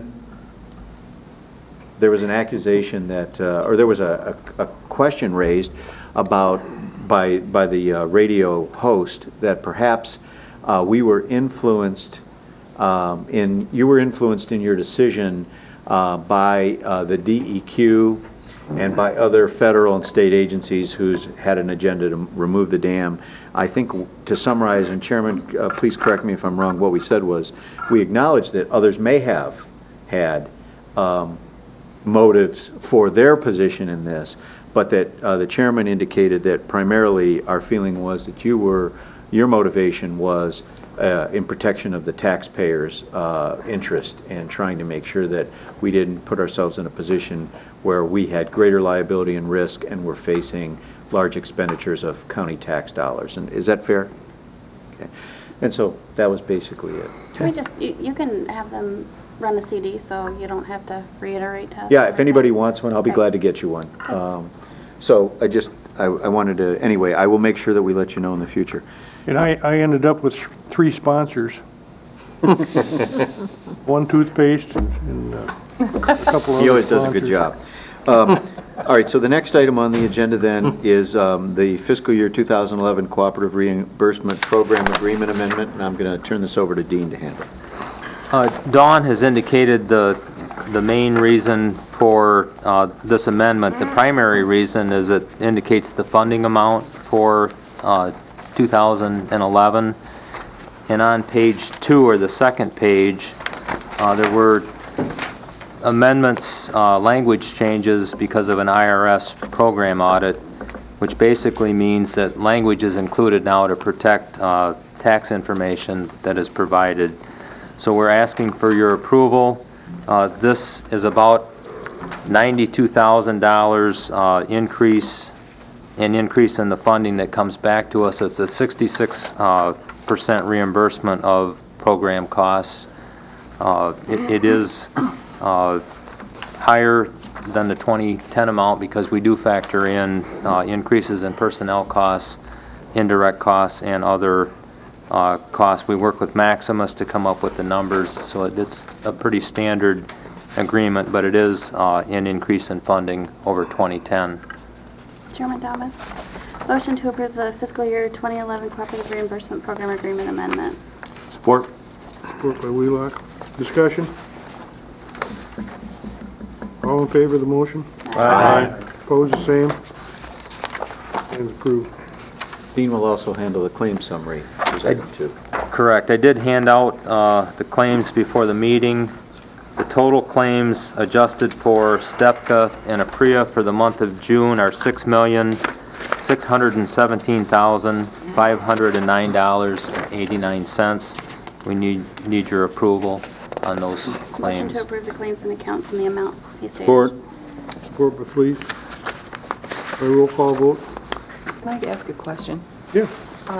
Dean, what is payroll special, $53.83? It just kind There- of jumps out at you. Commissioner Maxbauer, there are times when we miss hours or we'll have an individual that has an overtime pay, and we run a special pay to make sure that that's taken care of immediately so they don't have to wait 2 weeks. Okay. Commissioner Richardson? Yes. Stepka? Yes. Friend? Yes. Inman? Yes. Hooper? Yes. Wheelock? Yes, ma'am. Fleece? Yes. Maxbauer? Yes. Thomas? Yes. Also need approval then on the STEPCA and APRIA claims in the amount of $6,652.62. So moved. Support. Motion by Richardson. Who seconded? Friend. Any questions? By roll call vote? Commissioner Friend? Yes. Inman? Yes. Hooper? Yes. Wheelock? Yes, ma'am. Police? Yes. Max Bauer? Yes. Richardson? Yes. Stepka? Abstain. Thomas? Yes.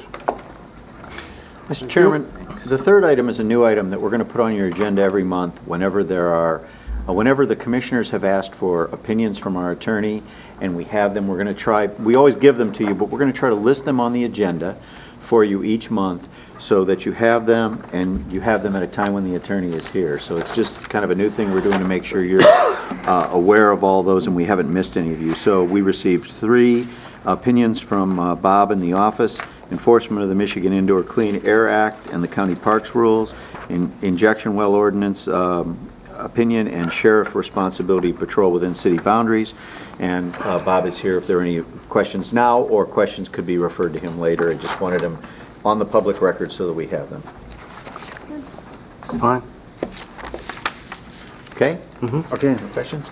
On budgeting for outcomes, I think maybe because of the lateness, maybe what we should do is have a more in-depth discussion of this at Resource Management or at Ways and Means. But what I wanted to do was reiterate some of the discussion that we had about 2 or 3 weeks ago when we were having budget discussions. You know, our intention is to move forward with budgeting for outcomes, and I think Commissioner Inman at one of our meetings, wanted to know and indicated that he would like to see us move forward in the September timeframe on putting out RFPs to actually hire a firm to do that. I'm in favor of that, I'm supportive of that, and I just wanted to make sure that the board was supportive of us to begin to prepare an RFP, and that that's the direction you wanted us to move. This would do what again? This would be an RFP to hire a consulting firm, assuming that we, provide you with the numbers and those kinds of things, to come in and actually help us implement budgeting for outcome program. I think most of you were able to see the budgeting for outcome video. If you want, we have copies of it still that we can make available to you. And as we've had lots of discussion in the past, you're going to see in this budget, we're changing our whole philosophy. We're going to budget based on revenues that come in. It's going to be a significant change, but that's really only the first step. What we really need to do is measure the programs and the importance of programs that the public want to pay for, and then we want to give you mechanisms that you can use, tools that you can use to more appropriately decide the level of importance that each of our programs have. And when I say programs, I'm not talking about departments. I'm talking about each department might have 5 or 6 or 10 or 15 programs. And it'll give you a way to prioritize the programs that commissioners feel have the greatest level of importance, and it'll allow you to base that on information you receive from what the public values based on the cost of the program. And so I think it's a tool that I've come to learn is a necessary tool for you to have, especially in the times we're facing now. We're going to talk, I'm meeting with the departments this next week, Dean and I are, and potentially under those guidelines that you approved last time, we're looking at cutting this year's appropriation in order by living by our revenues by somewhere between, let's say, $3 and $3.5 million next year. And what we're doing is, remember we told you we're changing our focus? We're changing our focus from revenue, or from expenditure to revenues. And the guidance that you gave us was we need to live within the means of what we get in a year. And that's kind of the first step of this, but it's only a first step. So I really do believe budgeting for outcomes is important. You're not looking for a motion necessarily. No, I just wanted to make sure that everyone was on the same page and that we could move forward with starting to prepare an RFP. If I could ask you a question about your last statement. Wasn't the number you were using previously $2.5 million reduction? Right. We thought it was $2.5 million, but remember at the last meeting, one of the things I told you, based on the conversation and the information I got from you, was that it would be useful for you to perhaps have like a $750,000 contingency that you could use for things that were cut that you feel were absolutely necessary. So it gives you some flexibility. So that's in that number. So you're going to start off at 3.5 but down, and then maybe come back up a little from that. We're going to, and remember, please, we're meeting daily. I know Commissioner Max Bauer's in. She sees Dean in my office every day working on this. Wednesday, what we're going to do is we're going to Somehow that says I'm there every day. Actually, yes, it does. Actually, what we're going to do next Wednesday when we meet with all the departments is we're going to give them their budget target. Those budget targets, and please don't please try not to get caught up in the number, but by the time we get done, those budget targets are going to be somewhere between $3 and $3.5 million less than what we have budgeted this year. Now, that includes things like the fact that we over budgeted tax collections by $750,000 this year. Our taxes actually went down for the first time in forever. And it includes, right now, as you might expect, Dean and Bill's very conservative revenue estimates, okay? And we're going to give departments a chance. We're going to say, here's your budget number for next year. Here's what we think your revenues outside the general fund are, and this is what we can allocate to you from the general fund to live within our means. And they're going to have to put a budget together like that, and that's what we're going to present to you in the end of August or middle of August. And then you're going to have some discretion. You'll have as much discretion as you want, and we're going to give you a list of other areas you can look at, other things you can look at, things that you might be able to do to modify that. But our goal here is cut it back so that we're living off conservative revenues, get you back to kind of where if you didn't do another thing, we know the money's coming in next year to support what we've recommended. And we're going to get those recommendations not from Dean and I, but from those departments that provide the service. We're also going to try to do it in a way that at least gives you one measurement of the impacts that these cuts are going to have, because by far it means cuts. You know, we're talking on the order of 8 to 10%. So that's what we intend to give you. But we're going to also give you some tools like that $750,000 contingency so that you can use your discretion in areas that are just cut too far. Okay?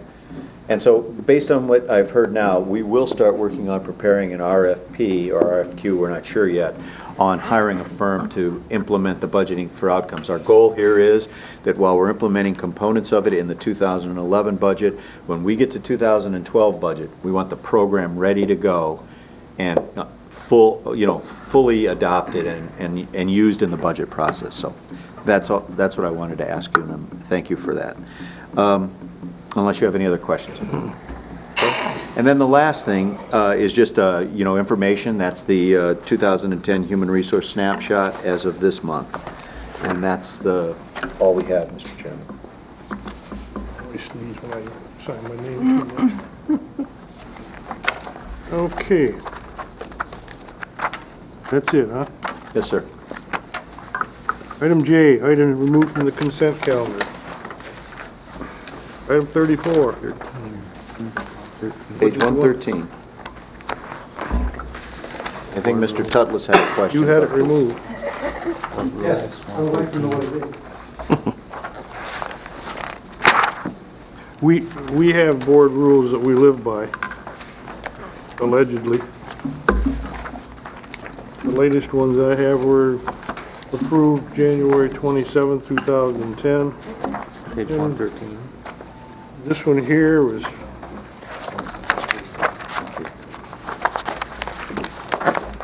where's my page number? Page 113. Starts on page 113. Yeah, I can't find it. Okay. Actually, I think the only two changes in this were, we redid, could I, Commissioner Thomas? First, can I just comment for a second? Semantic, wasn't it? So we redid the board rules in January. We had a subcommittee set up, looked at them with our council, and redid them. And in doing so, we realized in one section that we had the departments that we have outlined reporting to specific subcommittees. We left out a department or renamed a I think the prosecutor's office, actually. Yeah. I think it was. So a couple of departments were left listed out. twice. So that's been amended to reflect Listed the twice. accurate reporting mechanism that they have to a subcommittee. The other one was specifically on the order of business at the Board of Commissioners meetings, and to make sure that that complied correctly with what works for the commissioner and what works for the prosecuting attorney's office. And those are simply the only two revisions that we have. Yeah. About 16 pages. Yeah, you're welcome. I'm familiar with them. I have a copy. There was He's got something in it. there I was surprised that Commissioner Wheelock missed. It's appointments by the chairman. It says you have to be made by the chairman. It's kind of a mafioso thing, I think. 13, maybe.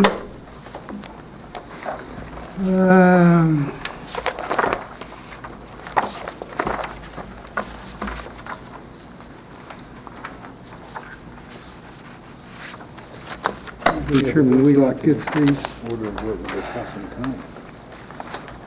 Yeah, it's 13.3, the last sentence. Members of special committees shall be made by the board chairperson, subject to board approval. I'll read that again. Members of special committees shall be made by the board chairperson, subject to board approval. Am I the only one that's getting it? Looks like it. Yeah, it's not worded very well. It's not worded correctly. I think the mafia would appreciate it. It has to be made, you know what I mean? It's not being made. If that's all, then I wanted to know what it was, and I didn't have a copy of it, so. But these are the new and improved. Thank you. We have a motion to approve it. I move we approve the board rules originally approved on January 27th, 2010, and revised effective this day. Support. The moved and supported, discussion. All in favor? Aye. Opposed, the same. Motion carried. Next one is 36. Mr. Page Fleece. 132.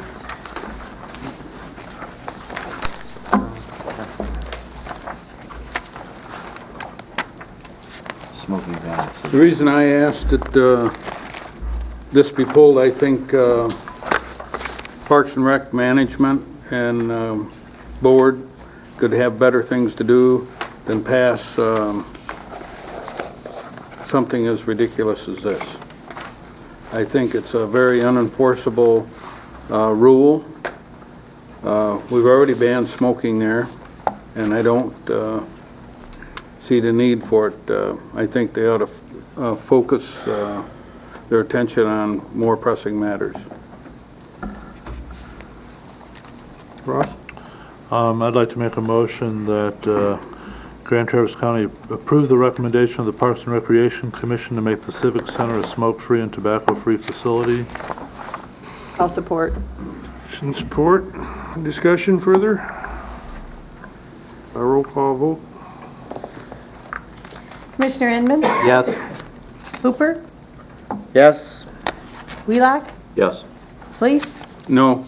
Max Bauer? Yes. Richardson? Yes. Stepka? Yes. Friend? Yes. Thomas? No. The next one is, motion passes.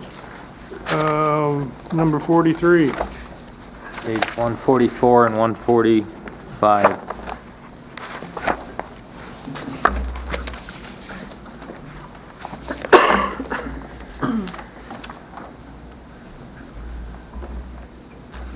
Concerned citizen Norbert Tutlis. Again, I don't know what L 4029 is, so I would like to know what anytime I see tax rate request, I'd just like to have an answer as to what the tax rate being requested is. This is an annual requirement for us to establish our millage rate, which will be used when the tax bills go out here early next week. It is prepared by our equalization department based on taxable value, equalization factors. They comply with the requirements of the Headley Amendment if the millage rate has to be rolled back or adjusted. It basically establishes the millage rate that we are authorized by statute to levy on our tax bills that will go out July 1st by all of our local units.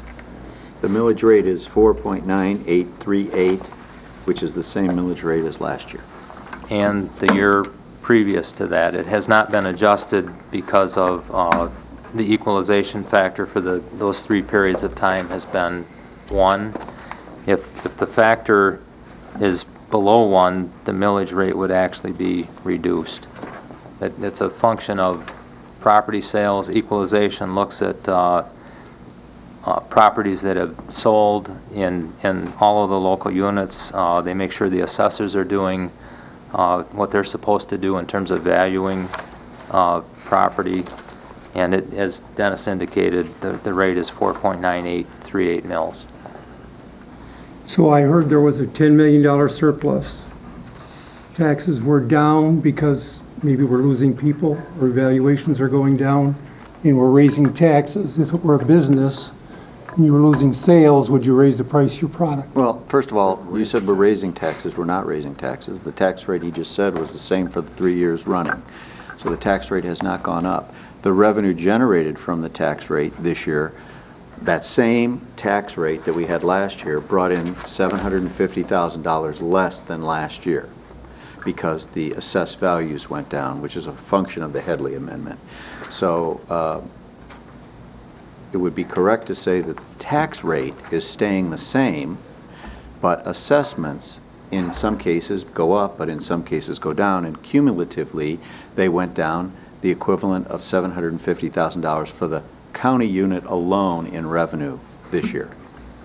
Okay, it's so less the tax taxes. rate request is, the tax rate is staying the same. Yeah, the tax rate cannot go up. When Headley was implemented, the tax rate in Grand Traverse County was 6.2 for the county unit. It goes down, except in a bad year where the economy's bad, it goes down every year because we're not allowed to raise any more money above the consumer price index increase or the amount of taxes that are levied. Is that correct? So that usually in a year, when a good year comes, the tax rate has to be taken down so that you can't bring in a lot revenue more money. over and above either that increase in the change in price level or 5%, whichever is lower. There are mechanisms built into both Headley and Proposal A, which was implemented back in 1993, to limit the rate that all local units of government can increase taxes because of the burden that it places on the taxpayers. So the tax rate in Grand Traverse County has gone down about 1.3 mils since I don't remember what year it was. We set, and it's a frozen allocation that was approved back in November of 1974. And it was approved at 6.2 mils. Generally, it is reduced by Headley, but in this period of decreasing taxable values, and which is a function of real estate sales, it's actually stayed the same to give us a fair amount of revenue based on, those. The CPI was a negative 0.3%, and this is based on the state's fiscal year, which runs October 1 through the following September 30th. And for that period of time last year, the CPI was actually slightly less than zero. It reduced. So as an example, I worked in New York State in a county for 6 years before I came here. In New York State, if the value of all the property in the county went down, we were allowed to raise the tax rate. In Michigan, no local unit of government is allowed to raise the tax rate without the vote of the public. So when the assessment goes down, as it did here, the value of the property in the county went down, we are allowed to maintain the tax rate at the same level. Otherwise, we'd have to lower the tax rate if the assessment went up. And so, in summary, what that means is, because we can't raise the tax rate, and the best we can do is keep it the same, we'll get $750,000 less revenue because property values went down. Is it safe then to say 4 years ago that the millage that you said today was higher or lower? The millage was higher. So the millage. Did you say 4 years ago? 4 years ago. Yes. You said It would have it's been the slightly same for higher. 3 It would have been years. slightly higher. And when the assessments are going up, the tax has to go down so that we can't raise a lot of extra revenue. That's what the Headley Amendment does. Now, I've talked to some property owners on Borden Pond that have had appraisals of their property recently, and they're like at 50% of what they were prior to the drawdown. Is that impact in there yet? That's been 3 years. Is Well, that it being just, felt? when you say appraisal, do you mean an appraisal by the unit of government, or do you mean a private appraisal? Private appraisal. That has little impact. The sales would have impact. However, they could be going to their boards of review and asking for They could be doing reductions, that. which those are handled by the local unit assessors. So it depends on what process. Sure, and there's a Go substantial number of them that are either the owners have passed away, so they would be in estates, they might be probated, they're in a state of flux, so it's not the same owner that's been in there continuously waiting for the tax assessor to come around. Probably similar to what we have with all the foreclosures that are going on Mhm. in this county, like every county. Because of the foreclosures and the lower sale prices, that's having an impact when they do the sales studies on what the value of the homes around those foreclosures are. And so that deflates the value, the overall value, which means less revenue comes in. Thank you. Motion?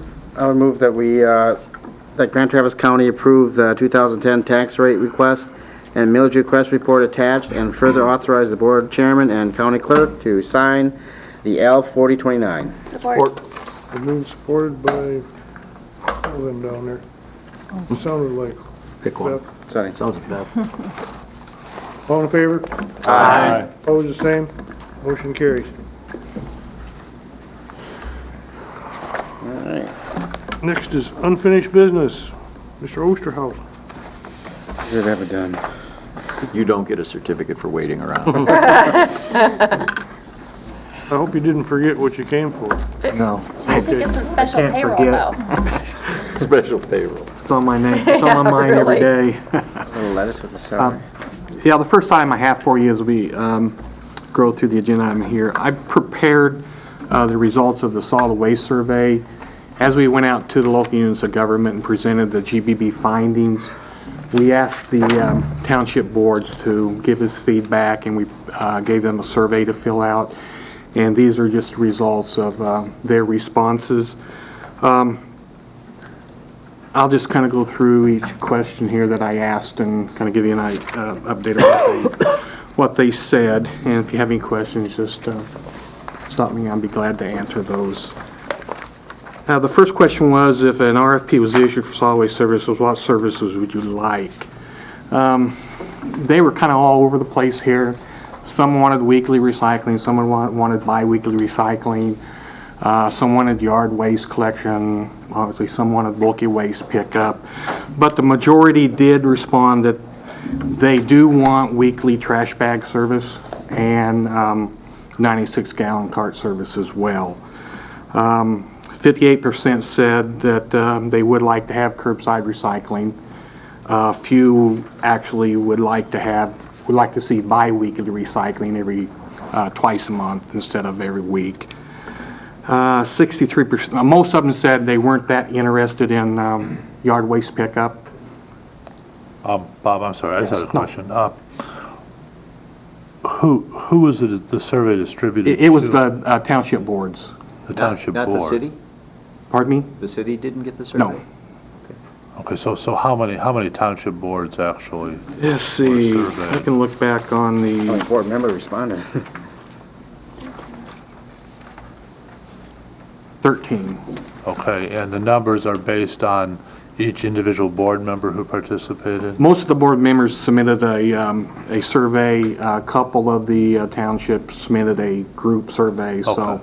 there's a little bit of mix of both Thank in you. there. And Bob, one more thing. When you talk about 60% said, or excuse me, 58% said they would like to have weekly curbside recycling, there was another 19% that said they wanted curbside recycling, but they wanted it every 2 weeks. Correct. So, okay.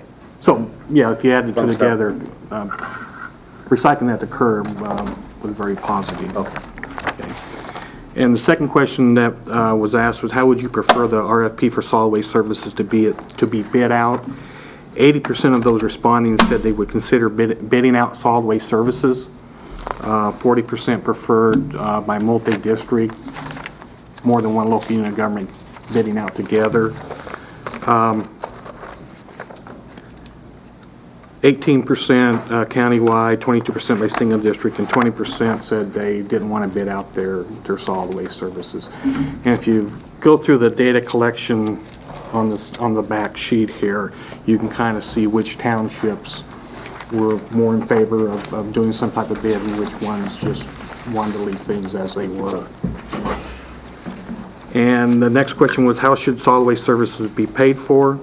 63% of responders said that they would prefer that their resident continue paying for services to the hauler directly.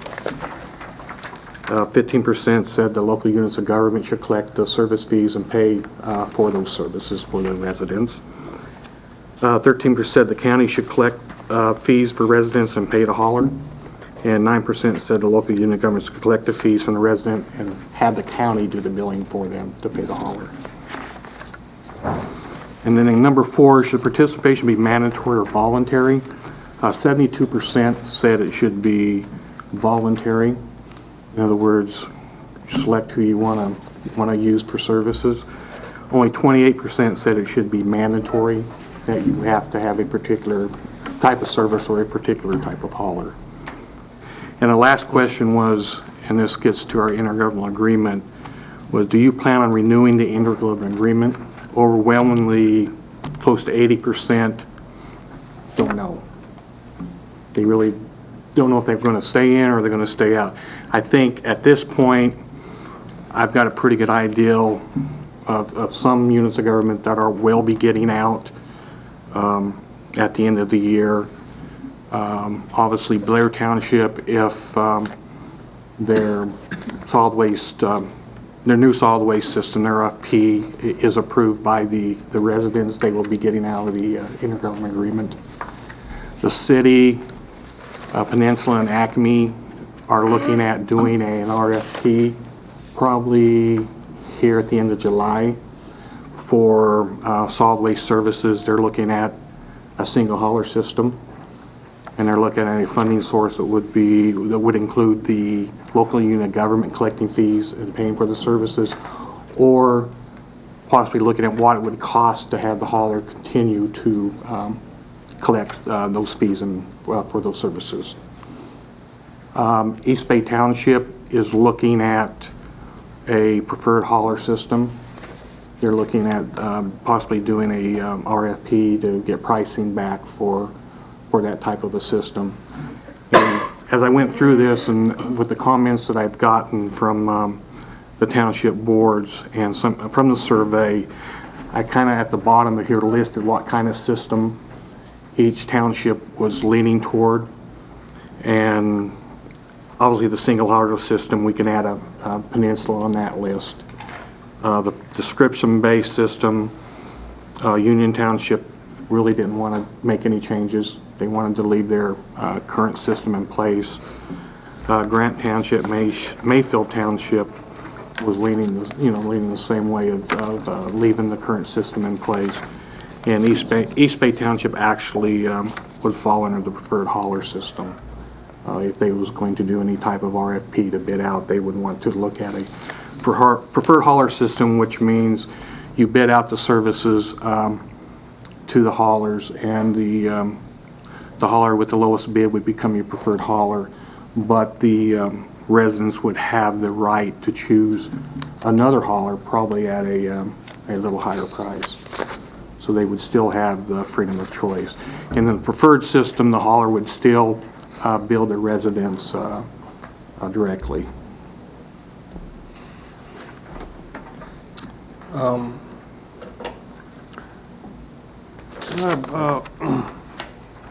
the Blair ballot,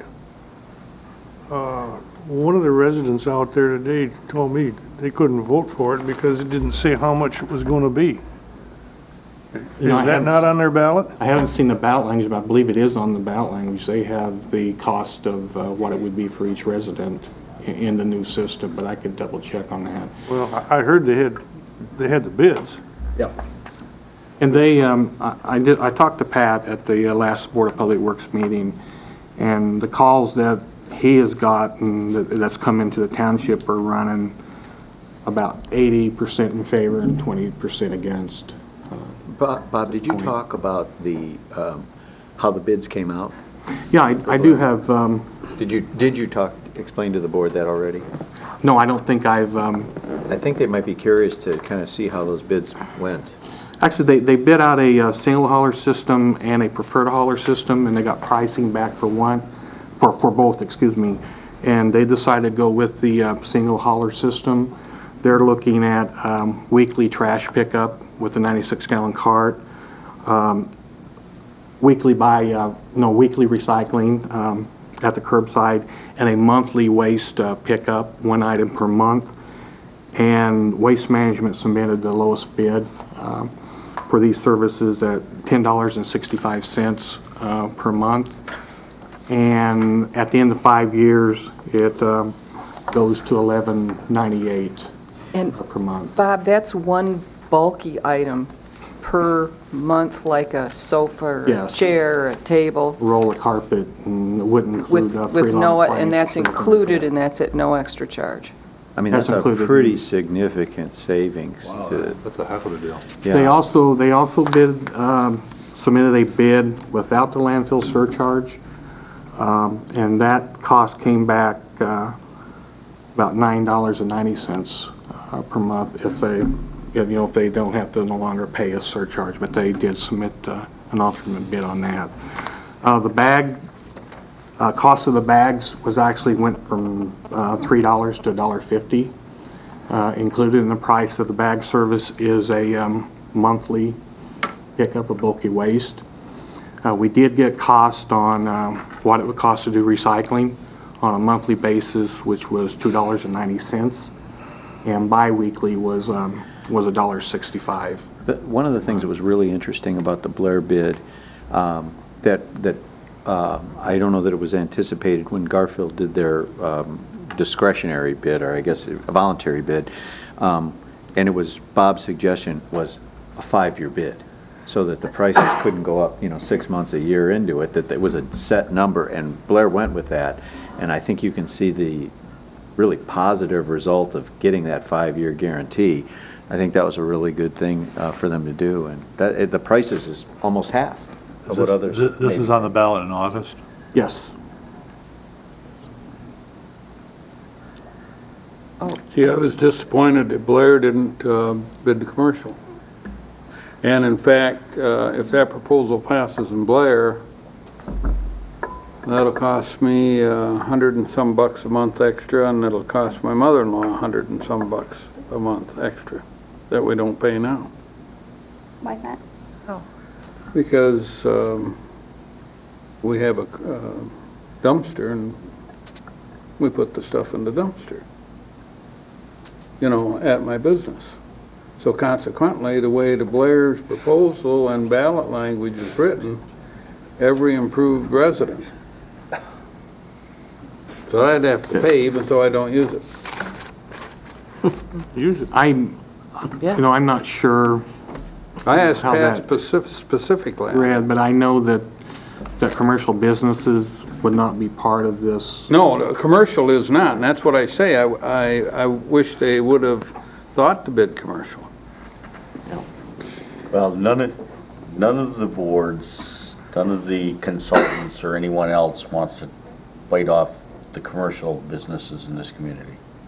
When we talk about this discussion, and I've had that discussion for 20 years, so it's not a unique experience for me. But the fact is all they want to talk about is the residential waste stream, which is 35% of the waste stream in this community. It's the whole discussion about the waste stream and the recycling is all geared around 35% of the waste. Would you say that his instance is probably pretty rare, business owners or employees that take their trash Let me to work with just them? tell you my experience with that. It's less rare than you think. It's less, we found that out I remember years ago when Randy Smith was still here, and we looked at the statistical numbers, and they just didn't line up with the number of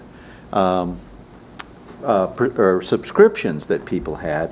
And I remember at the time, one of our commissioners said, well, I take mine to my business. And my brother takes it to the business, and it goes in the dumpster, and that kind of thing. So I think it's more prevalent than I certainly ever thought it was, so I think it happens.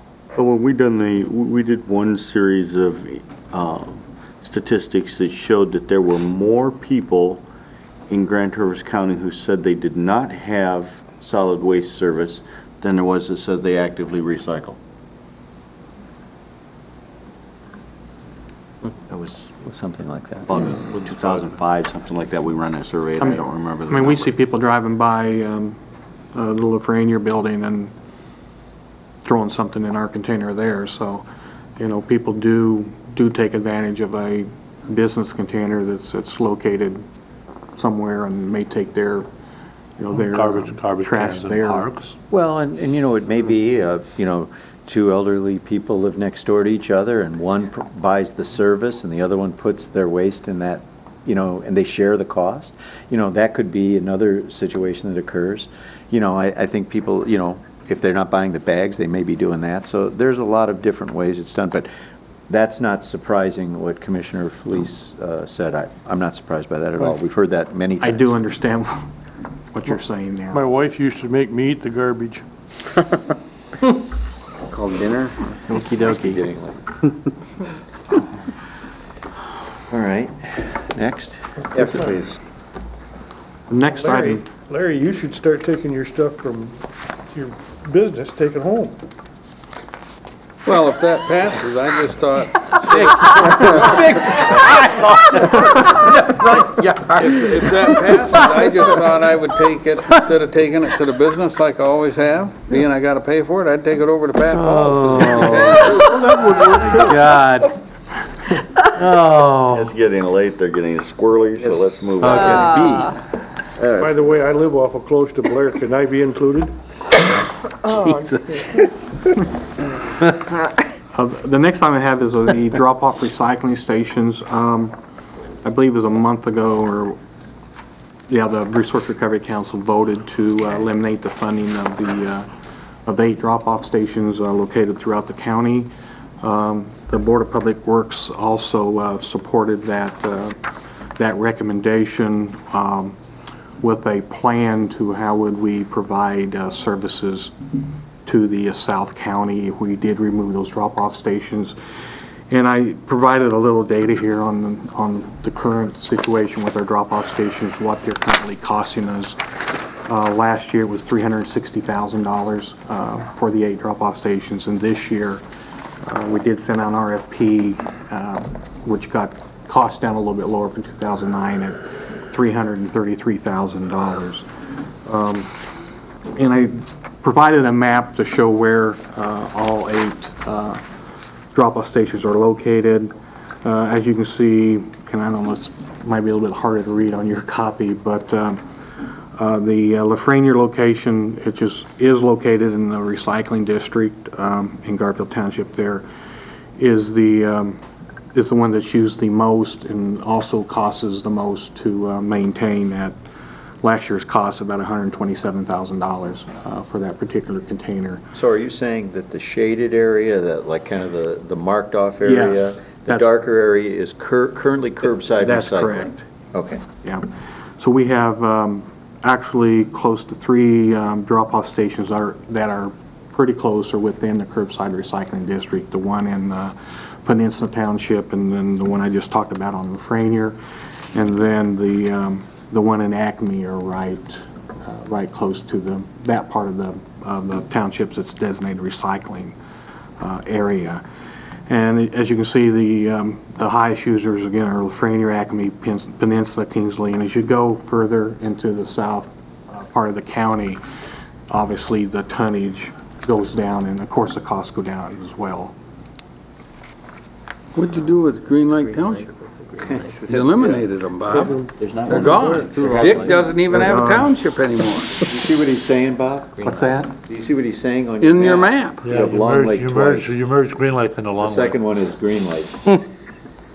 Oh, yeah. I have 2 townships, don't I? I apologize for that. Dick, that shows you how much he thinks of you. Be careful. Don't forget, half of that township's mine. Actually, I thought I fixed that, because I think I did remember seeing that, so. So is there enough curbside recycling to absorb, all the recycling that people want to do if there's no drop-offs? In the South County? Well, I'm even talking about Traverse City.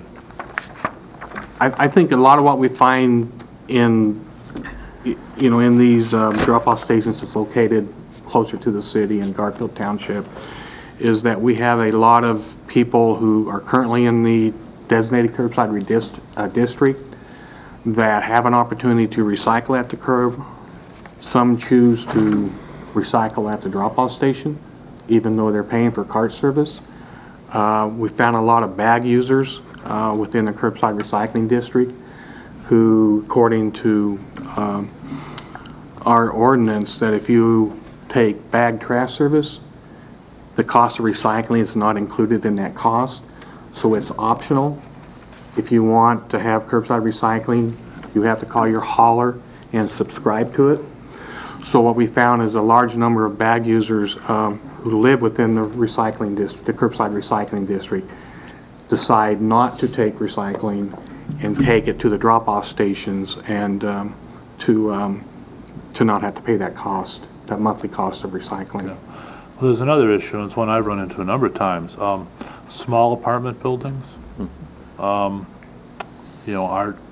guess are not allowed, or, the haulers don't service them. Now, the haulers will with service recycling? them, but they have to pay for it. And so what you typically see is the owner of the apartment building doesn't want to pay the extra for the recycling? I think that's fair, isn't it? Laurel, you find that? You find that too, Mark? So that's what it is. It's available to them. The haulers have always said it's available, but they have to pay for it, so they don't do it. And we have a mobile home park right across the street from our Lafreniere container, which is very large. And quite a few of those residents there will bring over their materials to that particular container. So you're absolutely right with the, with the multi-units, the larger apartments, some of the mobile home parks, unless the owner, the landlord, chooses to provide them recycling, then there's nothing in place that would require that they provide that to their residents. One other thing that plays into this, and it kind of goes in conjunction with this, getting rid of the recycling bins. And it's important that the board understands that this is the kind of the motion that Public Works has taken, because that decision doesn't come to the county board.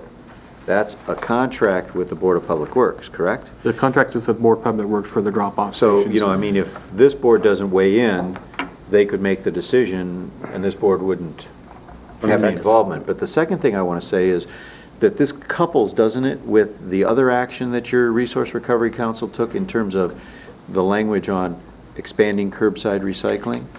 And would you explain that so the board understands that? Right. What the Resource Recovery Council recommended, and as well as approved by the Board of Public Works, is that if the drop-off stations are removed, we would want to, either through our licensing process with our haulers or through Ordinance 17, is to make sure that outside the designated curbside district, that every resident has an opportunity to recycle. The haulers would have to make recycling available to anyone that called up and requested to have recycling at the curbside. So does that mean you'd go back with these, again, the owners of these apartment-type properties and require them to provide curbside recycling? We could do that. I mean, there are other communities throughout. But that is not the intention of the motion. No, that's not the intention of the motion. The intention of the motion was just to make sure that recycling was available to Well, I understand that, and that's fine, but, I mean, I've been meeting a lot of people who want to recycle, but because of where they live, they're not given that opportunity. Meaning apartment buildings. I understand that. Yeah, meaning apartment buildings. I mean, even like very small ones, like converted houses that have 3 units in them or something. Because I if they were a believe- homeowner in a single If they were the home, homeowner, they could would do the choose to. recycling. I mean, I know in my case, I generate 4 times as much, volume in recycling as I do in garbage. But, Bob, just a couple points from, I guess, my district. I know Acme is actively looking at bidding with the city and potentially with Whitewater Township. So I think that is in play right now. Whitewater is kind of like, not sure what we're going to do. And Union's like, I think we're going to stay the same. And Fife Lake Township, Fife Lake Village are like, well, how can we do it? If we don't have the density, how can we get a really good bid? And so their concern is, South County is, well, unless there's an aggregate number of townships that come together, like Paradise and Fife Lake and Union or whatever, even that may not be enough density to get an attractive rate. And then all of a sudden, you've got the situation of, if they can't bid it out, then how do they bid out recycling curbside? So the question came up, if we're if the majority of the if the density population is able to go out and bid and get a lower price but not capture us. And if we're small and we got spread out all over the place, chances are we're not going to be able to go out and get something attractive. Then what do we do then? Do we just let the market ride? And then how do we handle our recyclables? And the question that keeps coming back, that they keep asking me is, is there a plan to potentially to have one or two in South County in terms of a recycling bin to take care of the recycling needs of South County, and how would we approach that? So those are all unanswered questions right now, but I think the other part is that, some believe that they can't get a direction from their township's board and then get it out to bid and then have a summation of how they're going to handle it by year end. And they're concerned that, if you just shut the faucet off and the bins all disappear, then, their concern is, their concern is a smooth transition between whatever they're going to agree to and some kind of public notice that, that we could give them in terms of how things are going to change, and, either you're going to have a bin or not have a bin, or you're going to have to do your curbside, so there's going to be an educational process that's going to have to go with this thing in a fairly quick time frame. If we're moving into the 1st of July and this thing is going to shut off at the end of December, how do we potentially get all these local units of government to make a decision, implement what they need to do, and have a smooth transition where we can educate the public as to what is happening, countywide with this thing, and implement by end of year. I mean, that's the main issue they keep asking me. So I just want to share those issues. Yeah, I agree 100%. Maybe I can help with that a little bit. First, the motion that was made and passed by the Resource Recovery Council at their May meeting, and I was going to dig it out here, but it don't matter, was that we declare all of Grand Traverse County curbside recyclable, which means it is available to anyone in Grand Traverse County to have their recyclables picked up at the curb. That was the first motion that was made and passed. And then the second motion was to eliminate the drop-off sites. These things cost, $360,000 a year. Recycling isn't free. One of the things you talk about, why can't we come with a consensus? Bob's report here tonight and everything that we've reported over the last 8 months is there's no consensus in this community, countywide, of what people want. They don't want the same things. So therefore, what we're going to end up doing, or at least I think what we will end up doing, is we will eliminate the drop-off sites if Paradise and Fife Lake, or the village of Fife Lake in the township, choose to have a recycling bin there, they contract for that service. It will not be a county-run contract and a county paid for product. We've tried over and over and over for the last 20 years, but primarily in the last year, to come up with a consensus of what people wanted countywide, so we could do a countywide RFP for solid waste and recycling in this community. We cannot get a consensus of what people want. They can't even decide whether or not they're going to approve and renew the intergovernmental contract. Right. Now the next piece that comes with that is the question that Bob and I will have, and we've already had, is what do we do, Grand Traverse County Board of Public Works and its designated Resource Recovery Council, when 5 townships choose to opt out of the intergovernmental contract, 3 of them just let it automatically renew, because if you remember, this contract automatically renews if you don't do it, and you have 2 or 3 townships that say, yes, we want to stay that way. Specifically Union, Mayfield, a couple of the smaller townships have already said they want it to stay exactly the same it is. Okay. How do we, as a Board of Public Works and a Resource Recovery Council, operate a program without a designated direction by all of the participants that's involved when, 5 people opt out, 2 or 3 say they want to stay in, a couple of them may automatically get renewed just because they didn't do anything, because there's no provision in that intergovernmental agreement, there's no provision in Ordinance 17 to allow the Board of Public Works or the Resource Recovery Council or Grand Traverse County to cancel that contract. The sole ability to cancel that contract lies with the townships. And we can't get a commitment to them, from them, whether or not they're gonna renew it or not. That's what we've heard here tonight. One of the difficulties that you're going to face, I think, if what I heard from Commissioner Inman is right, is that it's possible that we'll have 3 or 4 townships who are going to come and say, we want to keep recycling bins. You know, we want funding for that, just like we've always had. That's a possibility, I assume.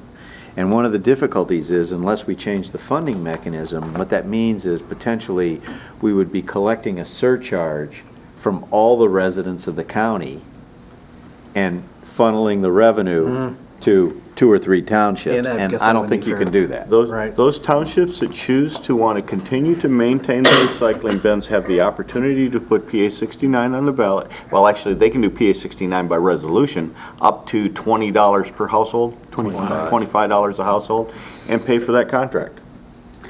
Larry, let me ask you a question. The townships That that were sounds like- concerned, previous to this, have they advocated So- for a countywide system? No, their issue is, here's their issue. So they were concerned plainly. about not having enough density, and they had Correct. the opportunity to have enough Correct. density with the county, and they didn't advocate for that. They did not participate in any of the process. I'm not going to No, I think say that that's... Acme did. Yeah, but Whitewater, Fife Lake, I don't know. Yeah. And most of the southern townships did not. Bob, you mentioned a Participation. couple didn't want to see your presentation. Which townships didn't want to see your presentation? Grant Township and Village of Five Lake. Actually, I provided them the presentation and didn't actually go there and present. And Garfield obviously made a decision to have a preferred hauler system, so the presentation wasn't given there. They did participate in the solid waste ad hoc committee, the city, and Peninsula. I didn't go there, but they pretty much knew the direction they wanted to go in. Didn't the Board of Public Works pass a motion that said if a municipality wants to withdraw from the intergovernmental agreement, they don't have to do it 6 months in advance? Yeah, at the last Board of Public Works, they did pass a motion for Scott Howard to take a look at the intergovernmental agreement and see how we can change this that would allow the local units government to go ahead and go out and do an RFP and sign a contract if that's their intention to get out of the Prior intergovernmental to agreement. prior to the interlocal agreement. Prior to the end of the. because if they enter into a contract, technically they're in violation of the intergovernmental. If they would enter agreement. into a contract Because the before only the- entity that has the authority by which to bid in contract for service is the Board of Public Works. I guess I have a question, if I could. So if we're going to have, the question is if we go out for bid, or the municipalities go out for bid and they do their own little thing, then, basically what's left in your area is it what, education, marketing, composting, Our collection events. hazardous waste, those kinds of Electronic Or recycle hotline, our website. So The then- basic programs that. Pesticide. So if we eliminate the surcharge, then wouldn't there be a discussion about having some level? If we're not going to fund the bends off the landfill surcharge, could the landfill surcharge technically be used to fund what would be left out of your department? Can we do that by law or? Yes. Or no? Yeah, whatever. Yes. Okay. We always do anyway. We currently fund that. Where they get their money. Just solely. So you wouldn't eliminate it, you would just lower it to that So we level would that just, would match. so would we just lower that, Sonny? Is that what you were thinking or no? Sure. You're asking the wrong guy. He wants to eliminate, but I'm saying, wouldn't that? We are getting numbers, He wants to Snyder. just lower it, right? No, if it's up to me, the surcharge goes away because I think it's an unfair tax. But, Leading Sonny down the landfill road. surcharge is down here under Bob's list of all the ways, but everyone knows that I absolutely oppose the surcharge under any circumstance. But the answer to the question is, yes, you could lower the surcharge and provide that service, or you could look at PA 138, or you could look at another mechanism, or you could fund the rest of those programs out of the general fund if you chose. Yeah, because there's so much money there. Yeah. Yeah. We do have a little bit of fund balance left. And they do have some fund balance left. And that I, would be available. going to the 2011 budget, I've been looking at different levels of surcharge and how much of a fund balance we would need if we went with a particular surcharge number, if it's $4, $3.50 or whatever, how much of the fund balance we'd need to finance, well, to fund just the programs we have in the department with the current staff. Remember 5 years ago, the surcharge was 50 cents a yard, which would equate to about $1.50 a ton. And then up until a year ago, it was $9 a ton. And then we reduced it last year to $7.50.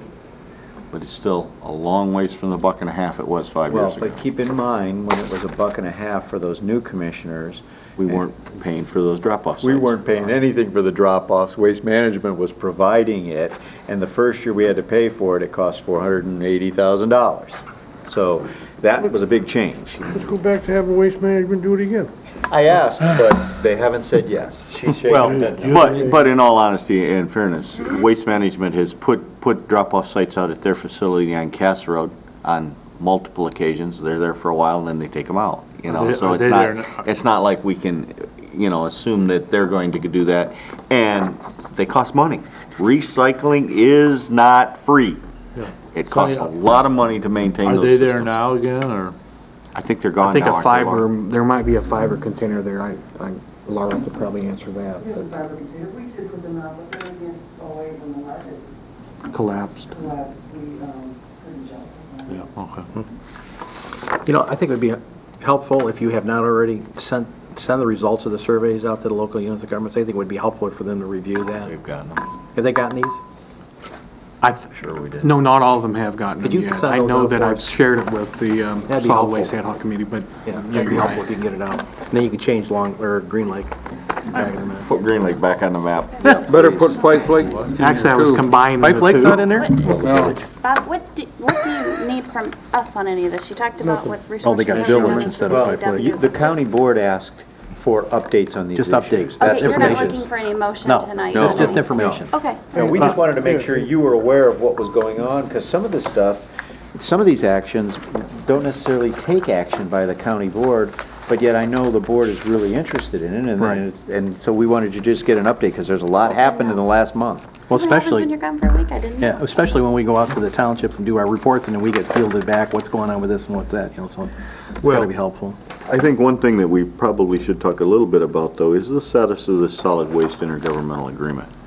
Because this is an automatic renewal agreement for 5 years, if the townships choose not to opt out of it. And my concern is that some of the townships are going to opt out, some of them are not. And we, as the Board of Public Works and the Resource Recovery Council, not this body, is going to be charged with, okay, now what do we do with Ordinance 17? Because Ordinance 17 outlines a very specific number of duties and responsibilities that the Board of Public Works has. And those governmental entities designate the Board of Public Works as their agent and that to to complete those duties. And when we take away the high density areas, I'm not sure we're going to be able to fulfill the statutory requirements of Ordinance 17. I'm not completely convinced that we've fulfilled the statutory responsibilities of Ordinance 17 for a long time, but that's not all the Board of Public Works or Resource Recovery Council's fault. Because the next step in the enforcement or enactment of Ordinance 17 was to contract countywide, and we tried that in 2001. And it went ugly. Okay. It did. Anything else? Thanks, Bob. Landfill surcharge, was there any more questions about landfill We'll surcharge? get to that later. commissioners have? Well, I think the only thing to say about the landfill surcharge is we're going to have to know what the townships are going to do as far as the intergovernmental agreement. We're going, if the decision stands and the drop-off sites go away, then we need to evaluate what the cost of operating the newly defined, if you will, solid waste resource recovery department and then we figure out how we fund that portion. We need to look at what services we're doing. You know, one of the discussions that Resource Recovery Council's had, and, you know, I probably get blamed for at least part of it, is that whether it is our responsibility to promote recycling or if it's our responsibility to do recycling. The amount of time and effort that we commit to things like battery collections and then packaging them individually so as that they can be recycled. It's a very labor-intensive process, you know. There's at least some of us that feel we should be promoting and educating people about how to recycle and where to recycle, but we should not physically be doing it other than those special wastes that you can't get rid of any other way, such as the pesticides and the household hazardous waste and the electronics.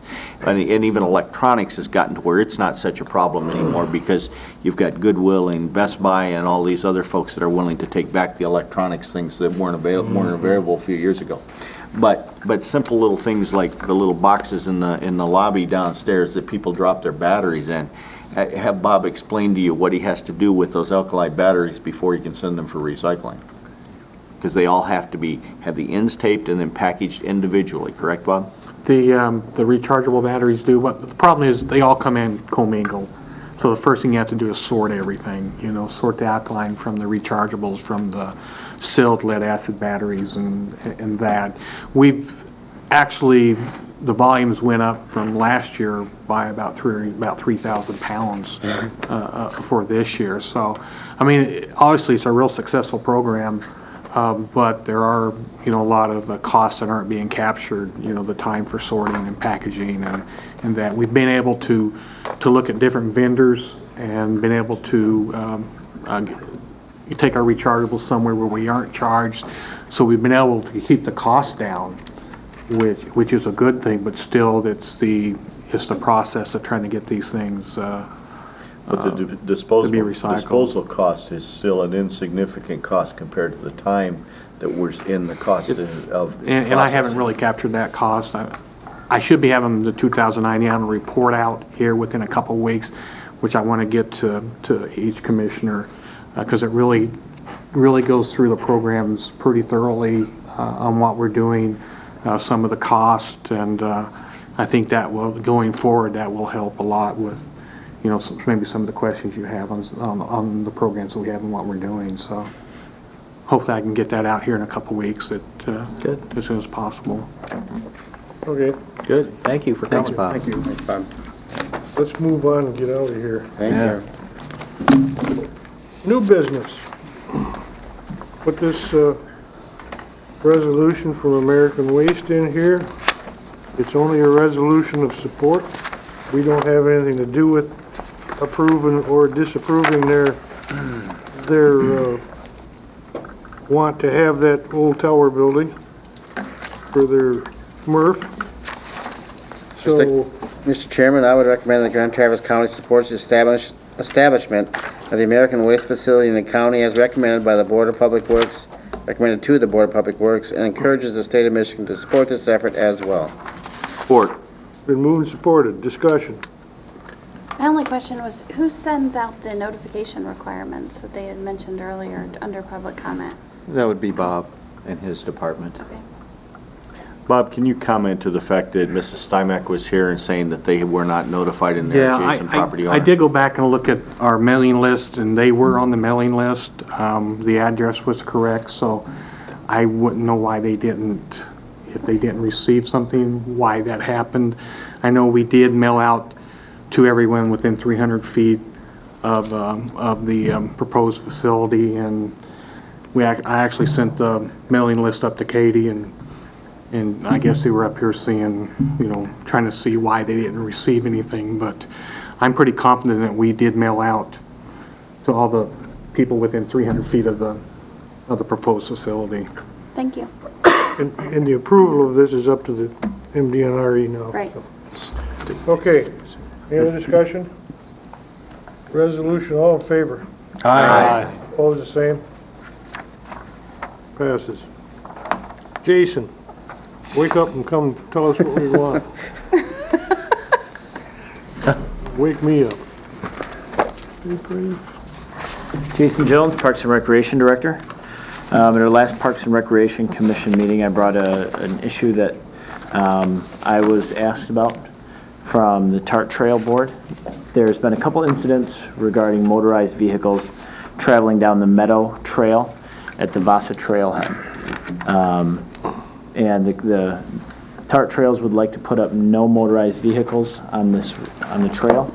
In order to do that, they have to have some backing from the county, and that they requested some backing through land use rules that unfortunately the county doesn't have for this site.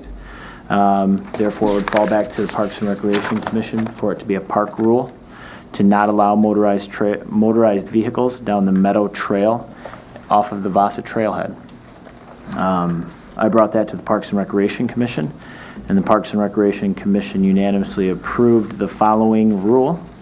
On the Meadows Trail at Vasa Trailhead property on lands owned and under the control of the department, it is unlawful for persons or persons to do any of the following. 1, to operate an off-the-road motor-driven vehicle such as a mini bike, motorcycle, dune-mobile, snowmobile, converted snowmobile, amphibious vehicle, or any other motorized device, except on designated roads, trails, or areas posted for such use without proper written permission. In order for this park rule to in order for it to be enacted, it requires passage by this board.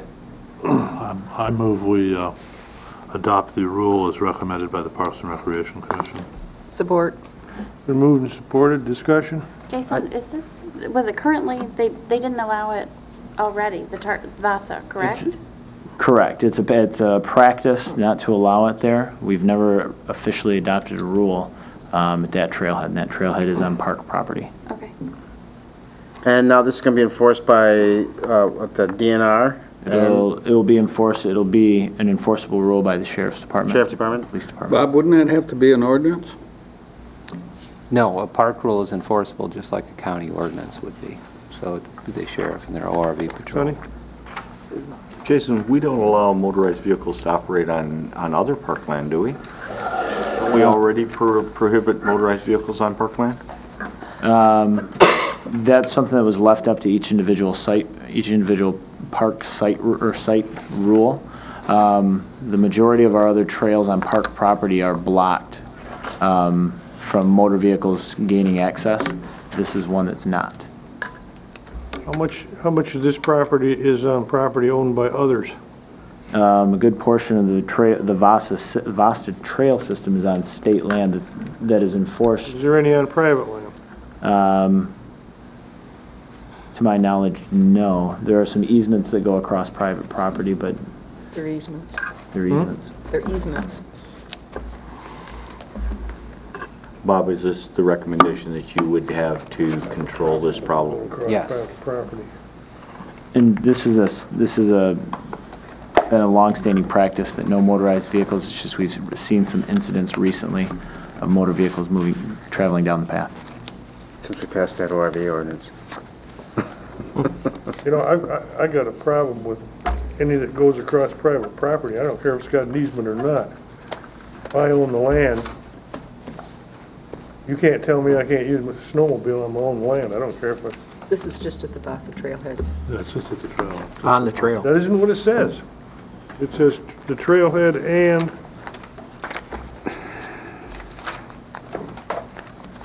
trailhead property on lands owned and under the control of the department. That could be leased. But it says on the Meadows Trail at the Yeah, Vasa Trailhead yeah. property. It's that location. So the question is, does the Meadows Trail go on private property?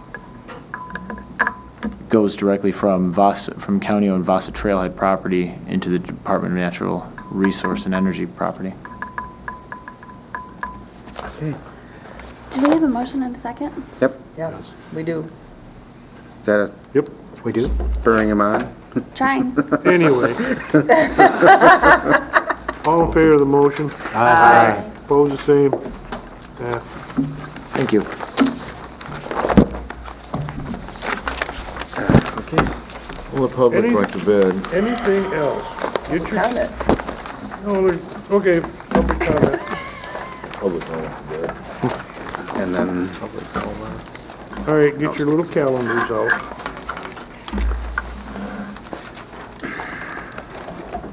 Anybody got anything to say about them? Calendar looks great. It's very festive. We're all set with the calendars. How do you go around? Motion to adjourn. No, notices. Notices. I was just That's calendar. There were question, did anybody have any? I did, but I'll save it for another. Yes, twice. Don't worry about it. lose, you lose. Anybody who might want to listen to this call. I get my word down. Tell everybody that. I'll just send you all an email. Okay. What were you gonna tell us? Read it. I was going to tell them that that Chris Byrne resigned from the Parks Board and Jerry Ruskowski resigned from the Parks Board, and I did. Jeez, we got 2 more openings, huh? Well, I did talk to Chris Byrne today, and she's basically.